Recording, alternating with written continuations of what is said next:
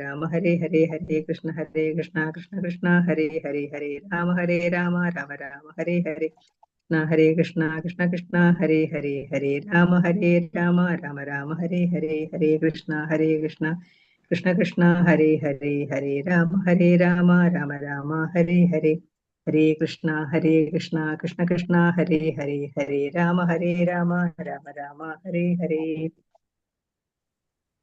കൃഷ്ണ എല്ലാവർക്കും പ്രണാമ. കൃഷ്ണ എല്ലാവർക്കും പ്രണാമം. ഹരേ കൃഷ്ണ പ്രഭുജി. കൃഷ്ണ വീഡിയോ ഓൺ ചെയ്യാൻ പറ്റുന്നവരൊക്കെ വീഡിയോ ഓൺ ചെയ്തിരിക്കും. കൃഷ്ണ പ്രഭുജി പ്രണാമം. പ്രഭുജി കൃഷ്ണ മാതാജി കൃഷ്ണ പ്രണാമം.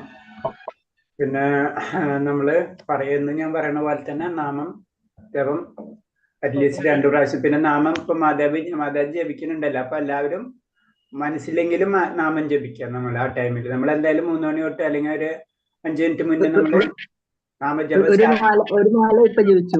അതന്നെ അങ്ങനെ ചെയ്താൽ മതി. അപ്പൊ ഒരു മാല ആരാണ് ജപിക്കുന്നത് വെച്ച് കഴിഞ്ഞാൽ അവരെ കൂടെ നമുക്ക് ചെയ്യാം. അപ്പൊ ഒരു 5 മിനിറ്റ് എങ്കിലും നമുക്ക് നമ്മളെന്തായാലും ക്ലാസ്സിൽ കയറിയിരിക്കണം. അപ്പൊ ഒരു 5 മിനിറ്റ് മുന്നേ കയറി കഴിഞ്ഞാൽ ഒരു 5 മിനിറ്റ് എങ്കിലും നമ്മൾ ഒരു മാലെങ്കിലും നമുക്ക് ഈ സമയത്ത് ജപിച്ചു തരും നമ്മള്. അപ്പൊ നമ്മളൊരു മിനിമം ടാർഗറ്റ് ഒരു 4 മാല എന്നുള്ളത്, കാലത്ത് വൈകിട്ട് എന്നുള്ളത് 2. അപ്പൊ അറ്റ്ലീസ്റ്റ് ഒരു മാല നമുക്ക് ഇങ്ങനെ ജപിക്കുകയും ചെയ്യും. പിന്നെ ക്ലാസ്സിന് മുന്നേ നമ്മൾ പഠിക്കാൻ പോകുന്നത് ഭക്തിപരമായിട്ടുള്ള കാര്യങ്ങളാണ് അല്ലെ. അപ്പൊ ഭഗവാന്റെ ഒരു കരുണ ഇല്ലാതെ നമുക്ക് ഒരിക്കലും ഭക്തിയിലേക്ക് ആ കാര്യങ്ങൾ നമുക്ക് മനസ്സിലാവില്ല. നമ്മൾ വേറൊരു സബ്ജക്റ്റ് പോലെ അല്ല അത് നമുക്കറിയാം.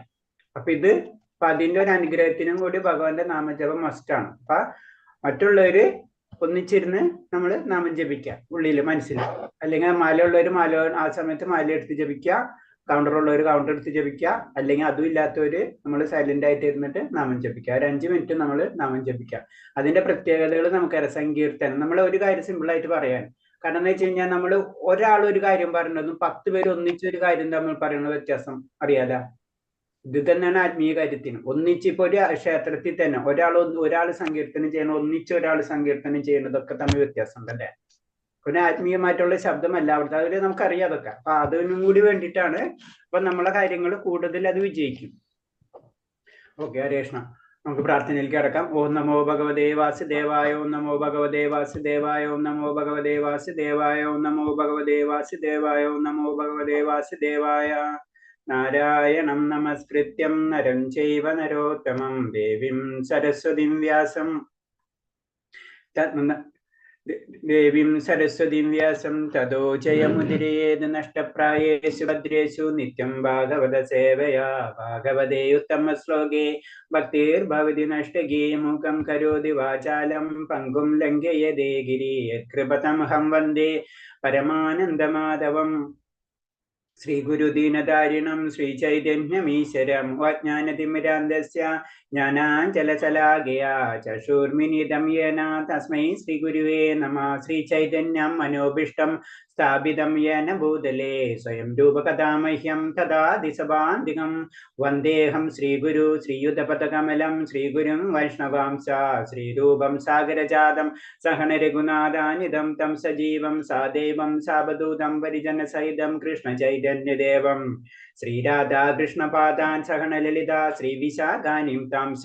ഹേ കൃഷ്ണ കരുണാ സിന്ധോ ദീനബന്ധോ ജഗത്പദേ ഗോപേശ ഗോപികാന്ത രാധാകാന്ത നമസ്തുതേ. തപ്തകാഞ്ചന ഗൗരാംഗീ രാധേ വൃന്ദാവനേശ്വരി. വൃഷഭാനുസുതേ ദേവി പ്രണമാമി ഹരിപ്രിയേ. വാഞ്ചാകൽപതരൂപേച്ഛ കൃപാ സിന്ധിഭ്യേവ ച പതിനാം പാവനേഭ്യോ വൈഷ്ണവേഭ്യോ നമോ നമോ നമോ വിഷ്ണുപാദായ കൃഷ്ണപ്രേഷ്ഠായ ഭൂതലേ ശ്രീമദേ ഭക്തിവേദാന്ത സ്വാമിന്നിധി നാമിനേ. നമസ്തേ സാരസദേവേ ഗൗരവാണി പ്രചാരിണേ നിർവിശേഷ ശൂന്യവാദി പാശ്ചാത്യദേശധാരിണേ. ജയ ശ്രീകൃഷ്ണ ചൈതന്യ പ്രഭു നിത്യാനന്ദ ശ്രീ അദ്വൈത ഗദാധര ശ്രീവാസാദി ഗൗരഭക്തവൃന്ദ. ഹരേ കൃഷ്ണ കൃഷ്ണ കൃഷ്ണ ഹരേ ഹരേ. ഹരേ രാമ രാമ രാമ ഹരേ ഹരേ. ഹരേ കൃഷ്ണ കൃഷ്ണ കൃഷ്ണ ഹരേ ഹരേ. ഹരേ രാമ രാമ രാമ ഹരേ ഹരേ. ഹരേ കൃഷ്ണ കൃഷ്ണ കൃഷ്ണ ഹരേ ഹരേ. ഹരേ രാമ രാമ ഹരേ ഹരേ. ഹരേ കൃഷ്ണ പ്രഭാതിക്ക് ജയ ഗുരുദേവ് കി ജനന്തോടി വൈഷ്ണവ ഭക്തർക്ക് ചെയ്യും. ഹരേ കൃഷ്ണ എല്ലാവർക്കും പ്രണാമം. ഹരേ കൃഷ്ണ. അപ്പൊ നമുക്ക് ഇന്ന് ക്വസ്റ്റ്യൻ ആൻസർ അല്ലേ നമ്മളിന്ന് ചെയ്യേണ്ടത്? 8ാമത്തെ 7ാമത്തെ 8 അല്ലേ? 8ാമത്തെ എട്ടാമതിന്റെ ക്വസ്റ്റ്യൻ ആൻസർ ചെയ്യണം അല്ലേ? ഓക്കെ, അതെ. സ്റ്റാർട്ട് ചെയ്തല്ലോ. ആരാ എഴുതിയിട്ടുള്ളത്? ആരെങ്കിലും എഴുതിയിട്ടുണ്ടോ ക്വസ്റ്റ്യൻസ്? എഴുതിയിട്ടുണ്ട്. എഴുതിയിട്ടുണ്ടോ? അതെ. ഓക്കെ, ആരാ വായിക്കുന്നത്? അപ്പൊ ആരാ പറഞ്ഞത് ക്വസ്റ്റ്യൻ ആൻസർ എഴുതിയിട്ടുണ്ടെന്ന്? നിഷ. ആരാ പറഞ്ഞത്? നിഷ പ്രഭു. നിഷൻ. നിഷ മാതാജി. ഓക്കെ, പറഞ്ഞോളൂ. അർജുനന്റെ ചോദ്യങ്ങൾ ഏതെല്ലാം? ഒന്നാമത്തെ ചോദ്യം അർജുനന്റെ ചോദ്യങ്ങൾ ഏതെല്ലാം? അർജുനന്റെ ചോദ്യങ്ങൾ എന്തെല്ലാം അല്ലേ? Okay. എന്താണ് എന്തെല്ലാം ചോദ്യം? ഫലോദിഷ്ട കർമ്മം എന്നാൽ എന്ത്? ഭൗതിക പ്രപഞ്ചം എന്നും ദേവന്മാരെന്നും പറയപ്പെടുന്നത് എന്താണ്? ഇവയാണ് ഈ അർജുനന്റെ ചോദ്യങ്ങൾ.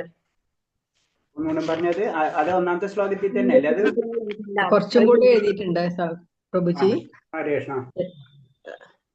എന്താണ് ബ്രഹ്മം? ആത്മാവെന്നാൽ എന്ത്? ഫലോദിഷ്ട കർമ്മം എന്നാൽ എന്ത്? ഭൗതിക പ്രപഞ്ചമെന്നും ദേവന്മാരെന്നും പറയപ്പെടുന്നവ എന്താണ്? ആരാണ് യജ്ഞദേവത? ഈ ശരീരത്തിൽ അദ്ദേഹം എങ്ങനെ കുടികൊള്ളുന്നു? ഭക്തിയുക്ത സേവന നിരതരായവർക്ക് മരണവേളയിൽ അങ്ങയെ എങ്ങനെ അറിയാൻ കഴിയും? അപ്പൊ അതില് കുറച്ച് ക്വസ്റ്റ്യൻസ് ഉണ്ട്. അതായത് ആദ്യത്തേലാണ് മെയിൻ ആയിട്ട് വരുന്നത് അർജുനൻ ചോദിക്കും, രണ്ടാമത്തെ അതിന്റെ സബായിട്ട്. അപ്പൊ അതിൽ വരുന്ന ആദ്യത്തെ പറഞ്ഞത് ആദ്യത്തെ ശ്ലോകം രണ്ടാമത്തെ ശ്ലോകമാണ് അർജുനൻ ചോദിക്കുന്നത് അല്ലേ? അതില് ആദ്യത്തെ ശ്ലോകത്തിൽ പറഞ്ഞ ബ്രഹ്മവും ആത്മാവും ഫലോദിഷ്ട കർമ്മം ഭൗതിക പ്രപഞ്ചം ദേവന്മാര്, ഇങ്ങനെ 3-5 ക്വസ്റ്റ്യൻ. ഒന്ന് ബ്രഹ്മം, ആത്മാവ്, ഫലോദിഷ്ട കർമ്മം, ഭൗതിക പ്രപഞ്ചം, ദേവന്മാര്. പിന്നത്തെ ഒന്നും കൂടെ ഡീറ്റെയിൽ ആയിട്ട് ചോദിക്കുകയാണ് യജ്ഞദേവത ആരാണ്, പിന്നെ അതെങ്ങനെ ശരീരത്തിൽ ഇരിക്കുന്നത്, പിന്നെ എങ്ങനെ ഭക്തിയുത സേവന സമയത്ത് അത് ഭക്തന്മാർക്ക് എങ്ങനെ മരണവേള എങ്ങനെ പ്രാപിക്കാൻ കഴിയും, ഇങ്ങനെയുള്ള ക്വസ്റ്റ്യൻസ് ആണ് അർജുനൻ ചോദിക്കുന്നത്. ഓക്കെ, ചോദ്യം ക്ലിയർ ആയില്ലേ? ഇനി രണ്ടാമത്തെ എന്താ ചോദ്യം?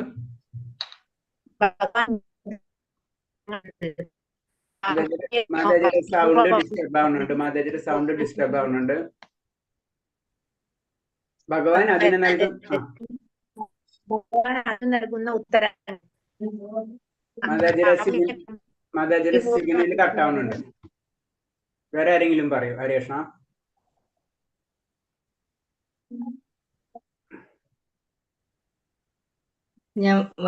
ഞാൻ എഴുതിയത് വായിക്കാം പ്രഭുജി. ഓക്കെ, വായിച്ചോളൂ ലക്ഷ്മി മാതാജി. നാശമില്ലാത്ത നിത്യസത്തയത്രേ ബ്രഹ്മം, അവിനാശിയും അതീന്ദ്രിയനുമായ ആത്മാവത്രേ ബ്രഹ്മം. ബ്രഹ്മത്തിന്റെ ശാശ്വത പ്രകൃതി അധ്യാത്മയെന്ന് പറയപ്പെടുന്നു. ജീവാത്മാക്കളുടെ ഭൗതിക ശരീരത്തിന്റെ വികാസത്തിന് വേണ്ടുന്ന പ്രവർത്തനങ്ങളാണ് കാമ്യകർമ്മങ്ങൾ. ഓക്കെ, അപ്പൊ ആദ്യത്തെ പറഞ്ഞെന്ന് വെച്ചാൽ ബ്രഹ്മം എന്ന് പറഞ്ഞത് നമുക്ക് ജീവാത്മാവിനെ, അത് പരമമായ നിരപേക്ഷ തത്വത്തെയാണ് ബ്രഹ്മം അല്ലെ പറയുന്നത്. പിന്നെ അത് പല പേരിൽ അറിയപ്പെടുന്നു, അത് അവിടെ നിൽക്കട്ടെ. അപ്പൊ ബ്രഹ്മം എന്ന് പറഞ്ഞത് സത്യം പറഞ്ഞു കഴിഞ്ഞാൽ പരമമായ നിരപേക്ഷ തത്വത്തെയാണ് ബ്രഹ്മം എന്ന് പറയുന്നത്. രണ്ടാമത്തെ ആത്മാവ്. അപ്പൊ അപ്പോഴാണ് പറഞ്ഞ ആത്മാവ് എന്ന് പറയുന്നത് എന്താണ്? ബ്രഹ്മം എന്ന് പറഞ്ഞാൽ നമുക്ക് ആത്മാവിനെയും ബ്രഹ്മം എന്ന് പറയാം അല്ലെ? അതിനെ പിന്നെ രണ്ടായിട്ട് തിരിച്ചിരിക്കുന്ന, ഒന്ന് പരമാത്മാവും ഒന്ന് ബ്രഹ്മം. ജനറൽ ആയിട്ട് പറയുമ്പോൾ അതിനെ ബ്രഹ്മം എന്ന് പറയും. അപ്പൊ എന്താണ്? ജീവൻ എന്ന് പറയുമ്പോൾ വ്യക്തിഗതാത്മാവും, ബ്രഹ്മം എന്ന് പറയുമ്പോൾ അത് പരബ്രഹ്മം എന്ന് പറയുന്നത് ഭഗവാൻ എന്നുള്ള കൺസെപ്റ്റ്. അപ്പൊ അതും രണ്ടാമത്തെ ചോദ്യത്തിന്റെ ഉത്തരം. പിന്നെ ബലോദിഷ്ട കർമ്മങ്ങൾ എന്നാൽ എന്ത്? അതിന്റെ ഉത്തരം എന്ത് ചെയ്തിട്ടുള്ളത്?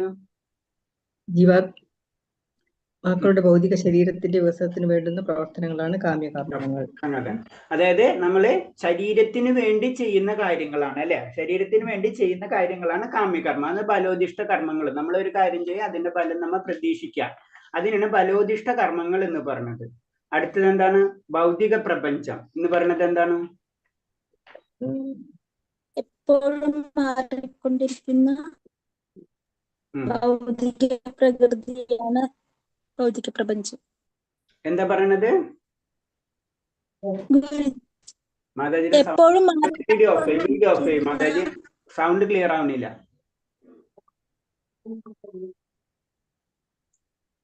വീഡിയോ ഓഫ് ചെയ്തിട്ട് പറ.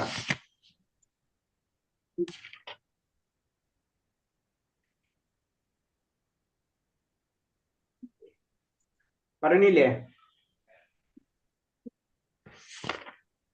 എന്താണ്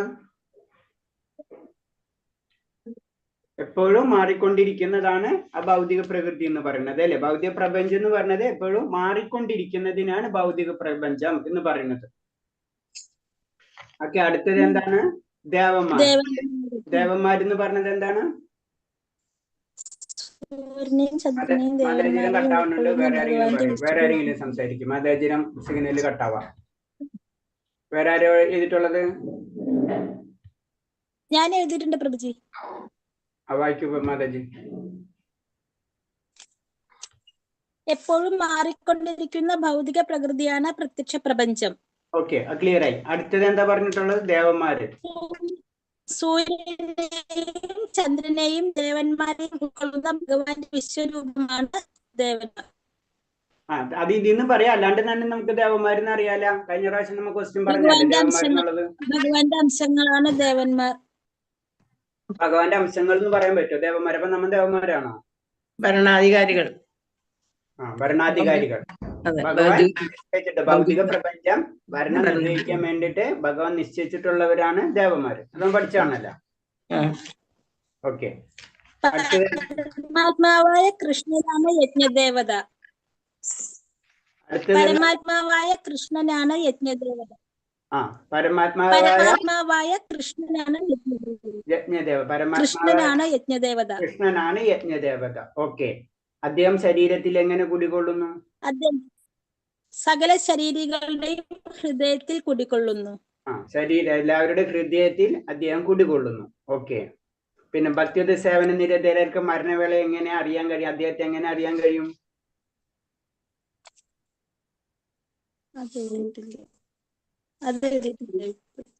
ആരെഴുതിട്ടുള്ളത്? ആരെങ്കിലും എഴുതിട്ടുണ്ടോ?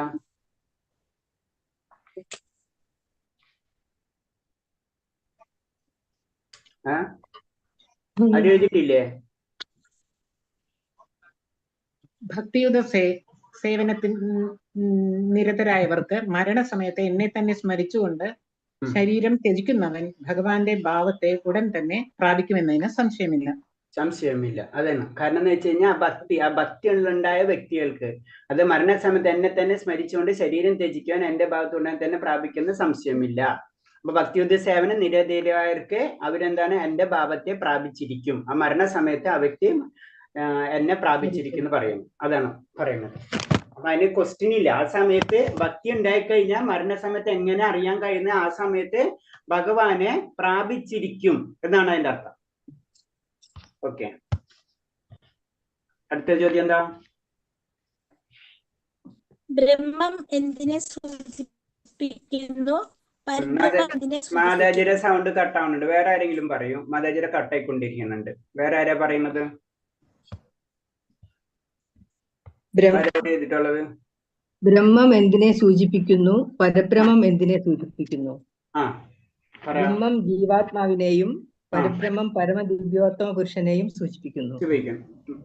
ബ്രഹ്മം എന്ന് പറഞ്ഞു കഴിഞ്ഞാൽ ജീവാത്മാവ് അല്ലെ നമ്മള്. പരബ്രഹ്മം എന്ന് പറഞ്ഞു കഴിഞ്ഞാൽ ഭഗവാൻ. ഓക്കെ, അടുത്തത് ഭഗവാന്റെ തടസ്സശക്തി എന്നറിയപ്പെടുന്നത് ആരാണ്? ജീവാത്മാവിനെ ഭഗവാന്റെ തടസ്സശക്തി എന്നറിയപ്പെടുന്നു.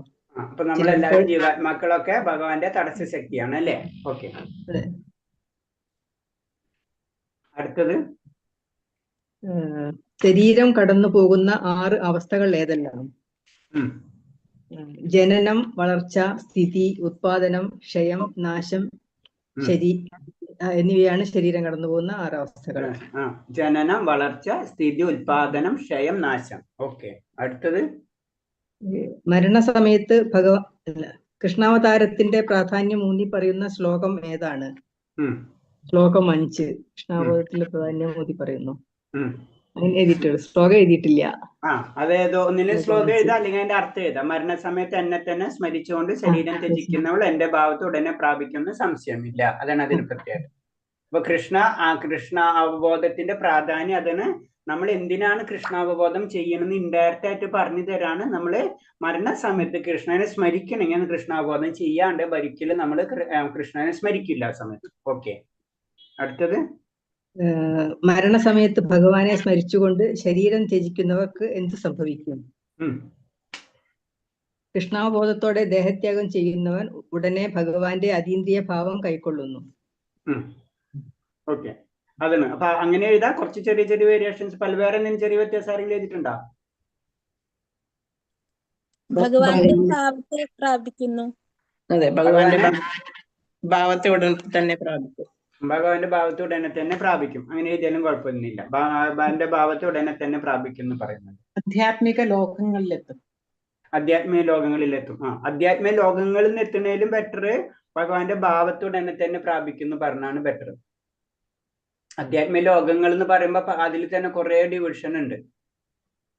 ശരിക്കും ഭക്തനായി കഴിഞ്ഞാൽ ഭഗവാനെ തന്നെ പ്രാപിക്കും നമ്മള്. ഓക്കെ, അടുത്തത്. മരണവേളയിൽ ഒരാളുടെ മനോഭാവത്തെ വേണ്ടുന്ന വഴിക്ക് തിരിക്കാൻ ഉതകുന്ന ഉത്തമമായ മാർഗം ഏതാണ്? ജീവിതത്തിന്റെ ആരംഭഘട്ടം മുതൽ കൃഷ്ണാവബോധം ശീലിക്കണം.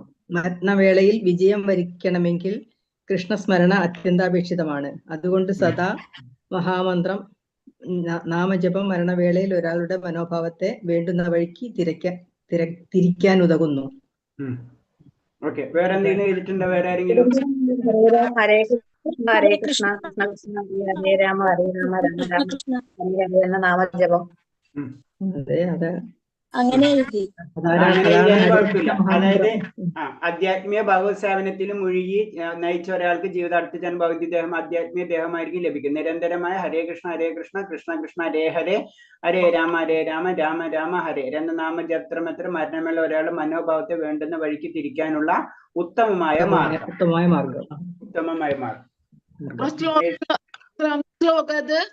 ഹരേ കൃഷ്ണ ഹരേ കൃഷ്ണ. ആറാമത്തെ ശ്ലോകം.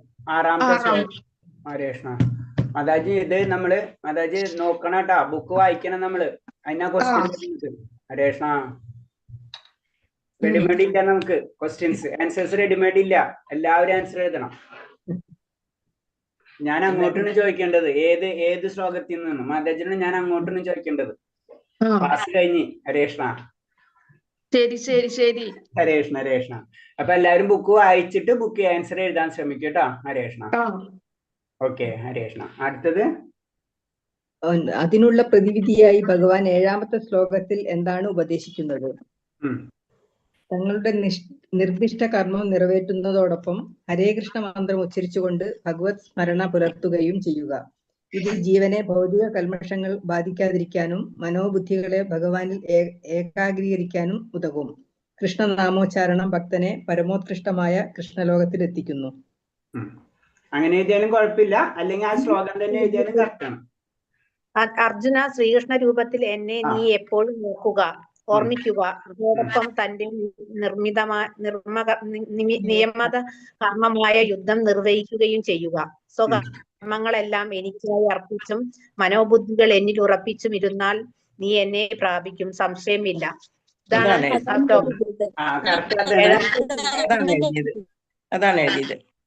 കറക്റ്റ് കേട്ടാ. ആ ശ്ലോകം തന്നെ എഴുതിയാൽ മതി നമ്മള് കേട്ടാ. അപ്പൊ അതിൽ വരുന്നത് അതിലെല്ലാം പറയുന്നുണ്ട് കറക്റ്റ് ആയിട്ട്. ഓക്കെ, 7ാമത്തെ ശ്ലോകം തന്നെ. അതായത് എന്നെ പ്രാപിക്കും എപ്പോ നീ അർജുന, ശ്രീകൃഷ്ണ രൂപത്തിൽ എന്നെ നീ എപ്പോഴും ഓർക്കുക. ഭഗവാന്റെ രൂപത്തെ തന്നെ ഓർമ്മിക്കാനാണ് ഭഗവാൻ പറയുന്നത് അല്ലേ. അപ്പൊ അങ്ങനെയാണ് നമ്മൾ ചെയ്യേണ്ടത്. അത് ഭക്തിയിലെ ഉയർന്ന തലത്തിൽ വരുമ്പോൾ നമുക്ക് അങ്ങനെ ചെയ്യാൻ കഴിയും. ഓക്കെ, അടുത്ത ചോദ്യം എന്താ? അചിന്ത്യം എന്ന പദം കൊണ്ട് അർത്ഥമാക്കുന്നത് എന്ത്? എന്താ അചിന്ത്യം എന്ന പദം കൊണ്ട് അർത്ഥമാക്കുന്നത് എന്ത്? ഭഗവാന്റെ ശക്തി പ്രഭാവം നമ്മുടെ ചിന്തയ്ക്കും അതീതമാണ്. അതുകൊണ്ട് അചിന്ത്യം എന്ന് പറയുന്നു. ഇങ്ങനെ ഭൗതികാതീതമായുള്ളതിനെയാണ് അചിന്ത്യപദം കൊണ്ട് അർത്ഥമാക്കുന്നത്.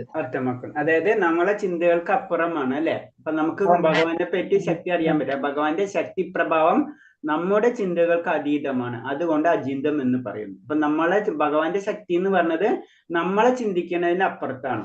അപ്പൊ അത് കാരണം കൊണ്ട് ഭഗവാനെ നമ്മൾ അചിന്ത്യം എന്ന് പറയും അല്ലെ. ഭഗവാന്റെ ലീലകളൊക്കെ നോക്കിയാലും നമുക്കറിയാം. നമുക്ക് ഇഷ്ടപ്പെട്ട ലീലകൾ നമുക്ക് ചെയ്യാൻ ഇഷ്ടമുണ്ട്. ഭഗവാൻ ചെയ്യും. ഭഗവാൻ എന്ന് പറയുമ്പോൾ ഭഗവാന്റെ എല്ലാ ലീലകളും നമ്മൾ ചെയ്യണം. ഗോവർദ്ധനഗിരി ഒരു വിരലിമൊക്കെ ഉയർത്തണം നമ്മൾ.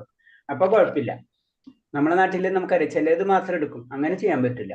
ഓക്കെ, അടുത്തത്.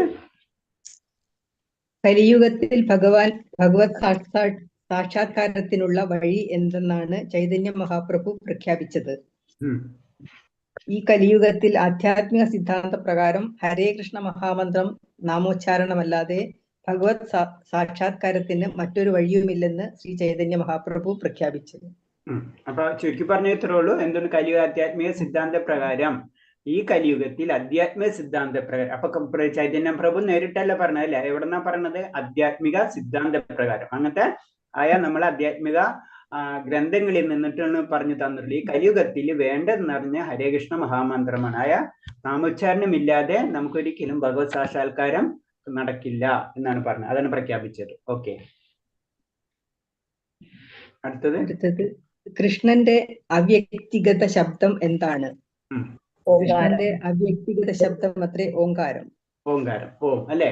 ഓംകാരം ഓം എന്നുള്ളതാണ് നമുക്കറിയാം. ഓം എന്ന് പറഞ്ഞാൽ ഭഗവാൻ തന്നെയാണ്. അപ്പൊ അതിൽ നിന്ന് ക്ലിയർ ആയില്ല.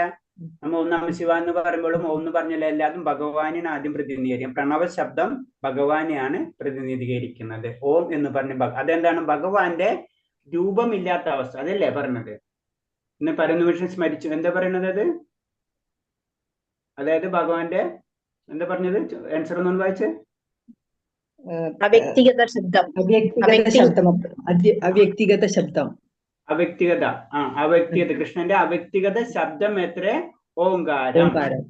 അപ്പൊ ഒരു നമ്മൾ പറയില്ലേ ശബ്ദം എന്ന് പറയുമ്പോ, ഭഗവാൻ എന്ന് പറയുമ്പോ നമ്മൾ പറയും നാമരൂപ ഗുണ ലീലകളൊക്കെ ഒന്നെന്ന്. അപ്പൊ ശബ്ദം എന്ന് പറയുമ്പോഴാണ് അത് ഓംകാരമായിട്ട് വരുന്നത്.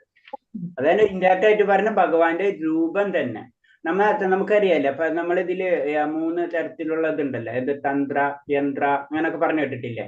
അപ്പൊ എന്താണ് ഒരു യന്ത്രങ്ങൾ നമ്മൾ വരയ്ക്കല്ലേ, അത് ഒരേ ദേവതയാണെങ്കിൽ ദേവത വിഷ്ണു. ആരെന്ന് വെച്ച് കഴിഞ്ഞാല് ഇങ്ങനെ കുറെ ട്രയാങ്കിളൊക്കെ നമ്മൾ കാണുമ്പോ അങ്ങനെയല്ല കാണാം, മനസ്സിലായില്ലേ? ദേവിയുടെ മന്ത്രം അത് രൂപമാണ് അല്ലെ? ശരിക്കും പറഞ്ഞ ഭഗവാന്റെ രൂപമാണ്. പക്ഷെ നമ്മൾ സാധാരണ ആൾക്കാർ നോക്കി കഴിഞ്ഞാലോ അത് കുറെ കുത്തും കോമയും കുറെ ട്രയാങ്കിളും സ്ക്വയറും വെച്ചിരിക്കുന്ന പോലെ തോന്നും അല്ലെ? സിമ്പിൾ ആയിട്ടുള്ള കാര്യമല്ലേ? അതേപോലെ തന്നെയാണ് നമുക്ക് ഓം എന്ന് പറയുമ്പോൾ അത് ശബ്ദമായിട്ടാണ് തോന്നുന്നത്. പക്ഷെ സത്യത്തിൽ അതാണ് അത് ഭഗവാന്റെ തന്നെ രൂപമാണ്. അതാണ് മനസ്സിലാക്കേണ്ടത് നമ്മൾ. ഓക്കെ, അടുത്തത് ബ്രഹ്മലോകം പോകാൻ വേണ്ടി അനുഷ്ഠിക്കുന്ന യജ്ഞം എന്താണ്? പഞ്ചാഗ്നി വിദ്യ എന്ന യജ്ഞം അനുഷ്ഠിച്ച് ബ്രഹ്മലോകം പോകാവുന്നതാണ്. ഓക്കെ, പഞ്ചാഗ്നി വിദ്യ അല്ലേ? അത് ചെയ്തിട്ട് നമുക്ക് ബ്രഹ്മലോകം പോകാൻ കഴിയും. ഓക്കെ, അടുത്തത് ബ്രഹ്മാവിന്റെ ഒരു ദിവസത്തിന് എത്ര യുഗങ്ങൾ വേണം? ഓക്കെ, എത്ര യുഗങ്ങൾ വേണം? ബ്രഹ്മാവിന്റെ ഒരു ദിവസത്തിന് 1000 യുഗങ്ങൾ. പ്രകാരം 1000 യുഗങ്ങൾ. 1000 മനുഷ്യ ഇതിന്റെ അനുസരിച്ച് 1000 യുഗങ്ങൾ വേണം ബ്രഹ്മാവിന്റെ ഒരു പകലിന് അല്ലെ? അതെ. ഓക്കെ, ശരി. 1000 യുഗങ്ങളല്ലാട്ടാ, എന്താ പറഞ്ഞത്? പ്രഭുജി 1000 യുഗങ്ങൾ ഒരു പകലല്ലേ? ഒരു ദിവസത്തിന് 1000 യുഗങ്ങൾ. 1000 യുഗങ്ങളല്ല, എന്താ പറയണത്? ചതുർയുഗം. അത് ചതുർയുഗം എഴുതണം അല്ലെ? യുഗങ്ങൾ വേണം. 1000 ചതുർയുഗങ്ങൾ വേണം. യുഗം എന്ന് പറയുമ്പോൾ അതിൽ കലിയുഗം, അതേപോലെ തന്നെ ദാപരയുഗം, ത്രേതായുഗം, അതുപോലെ തന്നെ സത്യയുഗം, ഈ 4 കൂടെ കൂട്ടിയിട്ട് അപ്പോൾ ഒരു ചതുർയുഗാവുള്ളൂ. ആ ചതുർയുഗം ഒരു പകലും ഒരു രാത്രിയും കൂടെ ചേരുമ്പോഴല്ലേ പ്രഭുജി ഒരു ദിവസം വരണ? അതെ, ഒരു ദിവസം വരും. ഇത് ഒരു പകലിന്റെ കാര്യം മാത്രമാണ് പറയുന്നത്. അപ്പൊ അതില് ദിവസത്തിന്റെ ചേർക്കണ്ട, ഫുൾ അതിന്റെ 2 വേണം. ശരിക്കും ബ്രഹ്മാവിന്റെ കാൽക്കുലേഷൻ നമുക്ക് ആ ഒരു ക്ലാസ്സിൽ പറഞ്ഞു തന്നില്ല. 1000 ചതുർയുഗങ്ങളാണ്. 1000 ചതുർയുഗങ്ങളാണ് ബ്രഹ്മാവിന്റെ പകൽ. അതിനാണ് നമുക്ക് കൽപ്പം എന്ന് പറയുന്നത്. ഇന്റെ 2 എന്ന് പറയുമ്പോഴാണ് ബ്രഹ്മാവിന്റെ ഒരു ദിവസം വരുന്നത്. അങ്ങനെ അങ്ങനെ 365 നമ്മളെ രീതിയിൽ കണക്കിൽ വരാം. അപ്പൊ 360, അപ്പൊ ഒരു വർഷമായി. അപ്പൊ ഇതിന്റെ ആൻസർ എങ്ങനെ വരും പ്രഭുജി? അതിൽ തന്നെ എഴുതിയിട്ടുണ്ട്. ചതുർയുഗങ്ങൾ അങ്ങനെ അല്ല, എന്താ മതജി ചോദിച്ചത്? പറഞ്ഞു. 2000 ആണോ 1000 ആണോ എന്ന്? ചതുർയുഗം 1000 ചതുർയുഗങ്ങളാണ് ബ്രഹ്മാവിന്റെ ഒരു പകൽ. നമ്മുടെ ചോദ്യം ഒരു ദിവസത്തിനല്ലേ? എന്താണ് ബ്രഹ്മാവിന്റെ ഒരു ദിവസത്തിന് എത്ര യുഗം? മാതാവി പറഞ്ഞു ശരിയാ. ഒരു ദിവസം എന്ന് പറയുമ്പോ 2000 ചതുർയുഗം വരും. അത് ശരിയാ. അപ്പൊ കറക്റ്റ്. പകൽ എന്ന് പറയുമ്പോ മാത്രം 1000 എന്ന് പറയാ. കൽപ്പം എന്ന് പറഞ്ഞാൽ 1000 എന്ന് പറയണം. ദിവസം എന്ന് ചോദിച്ചു കഴിഞ്ഞാൽ 2000 ചതുർയുഗം. കറക്റ്റാ മാതാജി പറഞ്ഞത്. ഓക്കെ, പിന്നെ എങ്ങനെയുള്ള ബ്രഹ്മജ്ഞാനിക്ക് ഭഗവാനെ പ്രാപിക്കാൻ സാധിക്കും? ഉം. അഗ്നിയുടെയോ ജ്യോതിസിന്റെയോ സാന്നിധ്യത്തിലോ പകലുള്ള ശുഭമുഹൂർത്തത്തിലോ ശുക്ലപക്ഷത്തിലോ ഉത്തരായണ കാലത്തോ ഇഹലോകം വിടുന്ന ബ്രഹ്മജ്ഞാനി ഭഗവാനെ പ്രാപിക്കും. അത് ആദ്യത്തെ ശ്ലോകത്തിൽ പറയുന്നത് അല്ലേ? അതിനോട് ബന്ധപ്പെട്ടിട്ടുള്ളത് ഭഗവാനെ പ്രാപിക്കും. അതായത് അഗ്നിയുടെയോ ജ്യോതിഷിന്റെ സാന്നിധ്യത്തിൽ പകലുള്ള ശുഭമുഹൂർത്ത ശുക്ലപക്ഷത്തിൽ ഉത്തരായണ കാലത്തിലോ. ശുക്ലപക്ഷം എന്ന് പറഞ്ഞ എന്താണ്? വെളുത്തപക്ഷം. വെളുത്തപക്ഷം. വെളുത്തപക്ഷം എന്ന് പറഞ്ഞ എന്താണ്? ചന്ദ്രന്റെ ചന്ദ്രനുള്ള സമയം, പ്രകാശമുള്ള സമയം. പ്രകാശമുള്ള സമയം. അതായത് ഒരു മാസം എടുത്തു കഴിഞ്ഞാൽ 15 ദിവസം ശുക്ലപക്ഷം, 15 ദിവസം കൃഷ്ണപക്ഷം അല്ലേ? അപ്പൊ ചന്ദ്രൻ ഉദിച്ചുദിച്ച് വരുന്നത് അതാണ് ശുക്ലപക്ഷം എന്ന് പറഞ്ഞത്. പിന്നെ ചന്ദ്രൻ 5 ദിവസം കഴിഞ്ഞ് പൂർണ്ണചന്ദ്രൻ കഴിഞ്ഞിട്ട് ചന്ദ്രൻ ക്ഷയിക്കാൻ തുടങ്ങും അല്ലെ? അതിന് കൃഷ്ണപക്ഷം എന്ന് പറഞ്ഞത്. അങ്ങനെ ലാസ്റ്റ് അമാവാസി. വെളുത്തവാവ് പറയൂ. വെളുത്തവാവ്. വെളുത്തവാവ് എന്ന് പറഞ്ഞാൽ പൂർണ്ണചന്ദ്രൻ എന്ന് പറയും നമുക്ക്. അത് കഴിഞ്ഞിട്ട് ലാസ്റ്റ് കറുത്തവാവ്. ഇതാണ് നമ്മളെ പക്ഷം എന്ന് പറഞ്ഞത്. അതായത് ശുക്ലപക്ഷം. അതേപോലെ തന്നെ അടുത്ത് വരുന്നത് കൃഷ്ണപക്ഷം. അത് കറുപ്പ്. അത് കൃഷ്ണ എന്ന് പറഞ്ഞാൽ കറുപ്പ് എന്നുള്ള മീനിങ് ഉണ്ടല്ലോ. അപ്പൊ കൃഷ്ണപക്ഷം അങ്ങനെ. അപ്പൊ ശുക്ലപക്ഷം. പിന്നെ ഉത്തരായണം എന്ന് പറഞ്ഞാൽ എന്താ? ദക്ഷിണായനം എന്ന് പറഞ്ഞാൽ എന്താ? സൂര്യൻ ചലിക്കുന്നത്. ഇപ്പം ഉത്തരായണത്തിലേക്ക് പോയിക്കൊണ്ടിരിക്കുന്നു. ഉത്തരായന കാലത്തിന്റെ പ്രത്യേകത എന്താണ്? രാത്രി കൂടുതലും പകല് കുറഞ്ഞായിട്ടുണ്ടാവുക. അല്ല, അത് ശരി. ആത്മീയമായിട്ട് രീതി പറയുമ്പോ ഏറ്റവും കൂടുതൽ നമ്മുടെ നാട്ടിൽ ഉത്സവങ്ങൾ നടക്കുന്ന ഏത് സമയത്താണ്?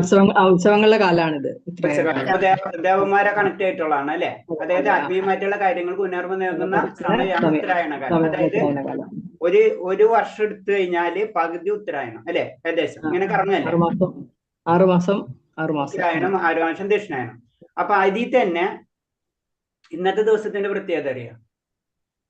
ഷഷ്ടിയാ. ഷഷ്ടി. ഓക്കെ.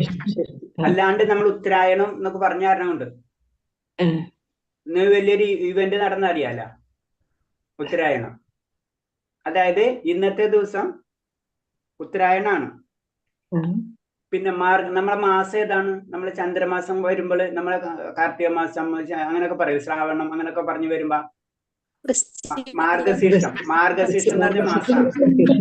മാർഗശീർഷം എന്ന് പറഞ്ഞു കഴിഞ്ഞാൽ ഭഗവാൻ വിഷ്ണുവിന് ഏറ്റവും ഇമ്പോർട്ടന്റ് ആയിട്ടുള്ള അത് ഭഗവാൻ ഭഗവതിയിൽ പറഞ്ഞിട്ടുണ്ട്. മാസങ്ങളിൽ ഞാൻ മാർഗശീർഷം എന്ന് പറഞ്ഞിട്ടുണ്ട്. ഓരോന്നിനെ പറ്റി ഭഗവാൻ ഇങ്ങനെ പറയുന്നുണ്ടല്ല. ഞാൻ അങ്ങനെയാണ് ഓരോത്തിനെ പറ്റി പറയുമ്പോ മാസത്തിനെ പറ്റുന്ന മാർഗശീർഷ മാസമാണ്. 1. 2 ഉത്തരായണാണ്. 3 എന്താണ്? ശുക്ലപക്ഷണം അല്ലേ? 4 പഞ്ചമിയാണ്. മനസ്സിലായി? ഇന്നേ ദിവസമാണ് ശരിക്കും ശ്രീരാമനും സീതയും നടന്നിട്ടുള്ള വിവാഹം നടന്നിട്ടുള്ളത്. അപ്പൊ അതിന് നമ്മളെ ശ്രീരാമ അവിടെ ഇന്നത്തെ ന്യൂസിൽ കണ്ടില്ല, ചിലവ് ശ്രദ്ധിച്ചിട്ടുണ്ടാവും. ഇന്നാണ് ധ്വജം ഒക്കെ ഉയർത്തുന്നത്. അപ്പൊ പ്രത്യേകം എന്ന് വെച്ച് കഴിഞ്ഞാൽ ഇന്ന് ഏറ്റവും കൂടുതൽ ആത്മീയമായിട്ടുള്ള ഒരു ദിവസം കൂടിയാണ്. അപ്പൊ ഉത്തരായണം എന്താണ്? അപ്പൊ ഉത്തരായണ കാലഘട്ടത്തില് ശുക്ലപക്ഷത്തില് പഞ്ചമി തിഥി, പഞ്ചമിയില് ആ ദിവസത്താണ്. അതിന് പിന്നെ അഭിജിത്ത് മുഹൂർത്ത അടക്കയിൽ പറഞ്ഞിട്ടുണ്ട്. അപ്പൊ അത് പറഞ്ഞു വരുന്ന അപ്പൊ എന്തിനാണ് നമുക്ക് മനസ്സിലാവും. ശുക്ലപക്ഷം ഉത്തരായണ കാലത്തിലാണ് ഈ ലോകം വിടുന്ന ബ്രഹ്മജ്ഞാനിയാണ്. അപ്പൊ അതിന്റെ അർത്ഥം നമ്മ പറഞ്ഞ പോലെ നമ്മ മരിച്ചു കഴിഞ്ഞാലല്ല, മനസ്സിലായി? ബ്രഹ്മജ്ഞാനിക്ക് ആണ് അങ്ങനത്തെയുള്ള മുക്തി കിട്ടുക. മനസ്സിലായി? അപ്പൊ ബ്രഹ്മജ്ഞാനികൾ ആ സമയത്തൊക്കെ ശരീരം വെടിയാനുള്ള കഴിവ് അവർക്കുണ്ടാവും. അപ്പൊ അവർക്കുള്ള സമയമാണ് ഏറ്റവും ഇമ്പോർട്ടന്റ് ആയിട്ടുള്ള ദിവസങ്ങളാണ് അതൊക്കെ. ഓക്കെ, അടുത്തത്. എങ്ങനെയുള്ളവർക്ക് വീണ്ടും ഭൂമിയിൽ ജനിക്കേണ്ടതായിട്ട് വരുന്നു? ധൂമ സാന്നിധ്യം, രാത്രി, കൃഷ്ണപക്ഷം, ദക്ഷിണായനം എന്നീ സമയങ്ങളിൽ മരിക്കുന്ന യോഗി ചന്ദ്രലോകം പോകുന്നു. അയാൾ വീണ്ടും ഭൂമിയിൽ ജനിക്കേണ്ടി വരുന്നു. ക്ലിയർ ആണ് അല്ലെ? വേറെ സംശയമൊന്നും ഇല്ലല്ല. അതായത് ധൂമരാത്രി അതൊക്കെ പറഞ്ഞാണ്. ഓക്കെ, ഇനി അടുത്തത് ക്വസ്റ്റ്യൻ 13 വായിച്ചോ. ക്വസ്റ്റ്യൻ 13 വായിച്ചോ. 13 എന്താണ്? ബ്രഹ്മലോകം പോകാൻ വേണ്ടി അനുഷ്ഠിക്കുന്ന യജ്ഞം. അത് പറഞ്ഞല്ല? വായിച്ചതാണ്. എന്താ? ബ്രഹ്മലോകം പോകാൻ വേണ്ടി പഞ്ചാഗ്നി. ഭൂമിയിൽ നിന്ന് പോകാനുള്ള 2 മാർഗങ്ങൾ ഏതെല്ലാം? ഭൂമിയിൽ നിന്ന് പോകാനുള്ള 2 മാർഗങ്ങൾ. ഒന്ന് പ്രകാശത്തിലും മറ്റൊന്ന് അന്ധകാരത്തിലും. വെളിച്ചത്തിലൂടെ പോയവർ തിരിച്ചു വരില്ല, ഇരുട്ടിലൂടെ പോയവർക്ക് തിരിച്ചു വന്നേ പറ്റുള്ളൂ. അപ്പൊ ഒന്ന് പ്രകാശത്തിലും, അപ്പൊ എന്താണ് ഭൂമിയിൽ നിന്ന് അന്ധകാരത്തിലും. ഒന്ന് ഭൂമിയിൽ നിന്ന് പോകാൻ രണ്ട് മാർഗമുണ്ട്. ഒന്നിൽ നിന്ന് പ്രകാശത്തിലേക്കും, ഒന്ന് അന്ധകാരത്തിലേക്കും. അതിന്റെ അത് പറയണത് എന്താണ്, അങ്ങനെ പറയാൻ കാരണം എന്താണ്, എന്താണ് അതിന്റെ ഉദ്ദേശം, എന്താണ് അങ്ങനെ പറയണത്? അന്ധകാരം അല്ലെങ്കിൽ പ്രകാശം എന്ന് പറയുന്നത് രണ്ടും രണ്ട്. അതെന്താണ് അന്ധകാരം, എന്താണ് പ്രകാശം? ജ്ഞാനം അജ്ഞാനം. ജ്ഞാനം അജ്ഞാനം, അത് കറക്റ്റാണ്. വേറെ ഒന്നും കൂടെ തിരിച്ചു പറഞ്ഞാൽ, നമ്മൾ ഭക്തി എന്ന് പഠിക്കുമ്പോൾ നമ്മൾ ഭക്തി ലെവലിൽ പറയുമ്പോ എന്ത് പറയും? ആരെങ്കിലും പറയോ? ഇന്നലെ ഞാൻ പറഞ്ഞു പോയാണ് പോയിന്റ്. ബ്രഹ്മചര്യം, വനപ്രസ്ഥം, ഗൃഹസ്ഥം, സന്യാസം, അതാണോ? അതല്ല, അത് നമ്മൾ പ്രോസസ്സിംഗ് ആണ്. നമ്മളെ വെളുത്ത പക്ഷം നമ്മൾ പറഞ്ഞു. ഞാൻ പറഞ്ഞത് ഈ എന്ന് പറഞ്ഞ പ്രകാശവും അന്ധകാരവും എന്ന് പറഞ്ഞത് മാതാജി പറഞ്ഞു. അതും ശരിയാണ്, ഇരുട്ടിൽ നിന്ന്. അപ്പൊ അതൊന്നും കൂടെ തിരിച്ചു പങ്ക് പറയാം. എന്താണ്? അറിവും തിരിച്ചറിവാണോ ഗുരുജി? അറിവും തിരിച്ചറിവും. അറിവ് എന്ന് പറഞ്ഞ ആരാ? ഭഗവാൻ. മനസ്സിലായ? അതാണ് നമ്മൾ മനസ്സിലാക്കേണ്ടത്. സച്ചിദാനന്ദ വിഗ്രഹ, അറിവ് എന്ന് പറഞ്ഞ ഭഗവാനാണ്. അറിവിലേക്ക് പോയി കഴിഞ്ഞാൽ, ആ ഭഗവാനിലേക്ക് പോയി കഴിഞ്ഞാൽ തിരിച്ചു വരവില്ല. ബാക്കി എവിടേക്ക് പോയി കഴിഞ്ഞാൽ അന്ധകാരം. അത് എവിടെ പോയാലും തിരിച്ചു വരേണ്ടി വരും. അതാണ് എന്റെ അർത്ഥം.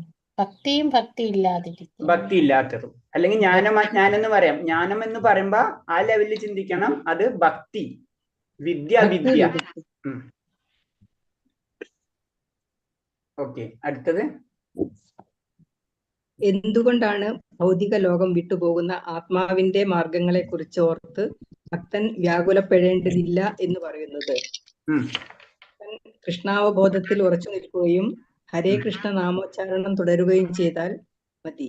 ഭക്തിയുത സേവനം കൊണ്ട് ഭക്തന് ഭഗവത് ധാമത്തിലേക്ക് എത്താൻ കഴിയുമെന്ന് സുനിശ്ചിതമാണ്. അപ്പൊ എന്താണ് ആത്മാവ് ശരിക്കും ബാക്കി മറ്റുള്ളവര് മുക്തി നേടാനുള്ള കാര്യങ്ങളെല്ലാതും ചെയ്തുകൊണ്ടിരിക്കും. പക്ഷെ ഭക്തനെ സംബന്ധിച്ച് ഭഗവാനുള്ള ആസക്തി മാത്രം നിലനിൽക്കായിരിക്കും. വേറൊന്നും ഉണ്ടാവില്ല. വേറൊരു കാര്യം ഭക്തനെ സംബന്ധിച്ചില്ല.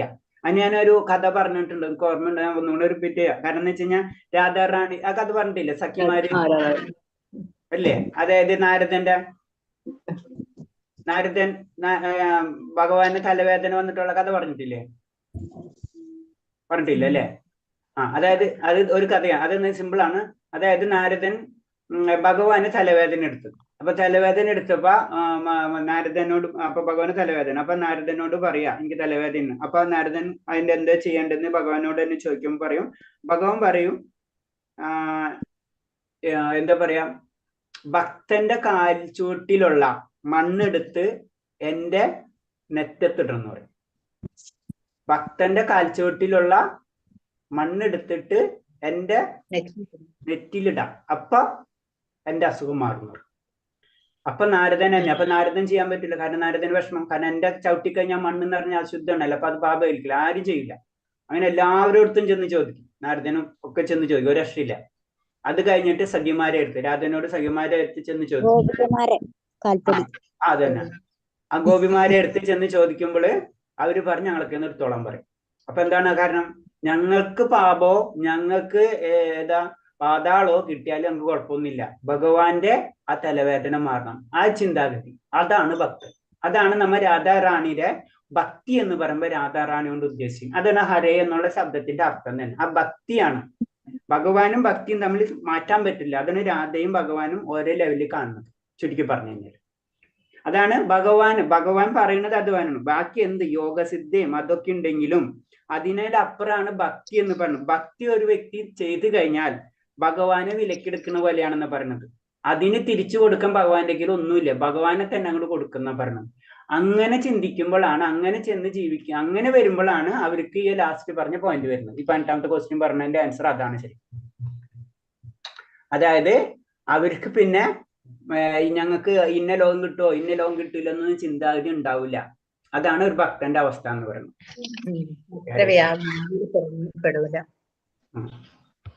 ഹരേ കൃഷ്ണ.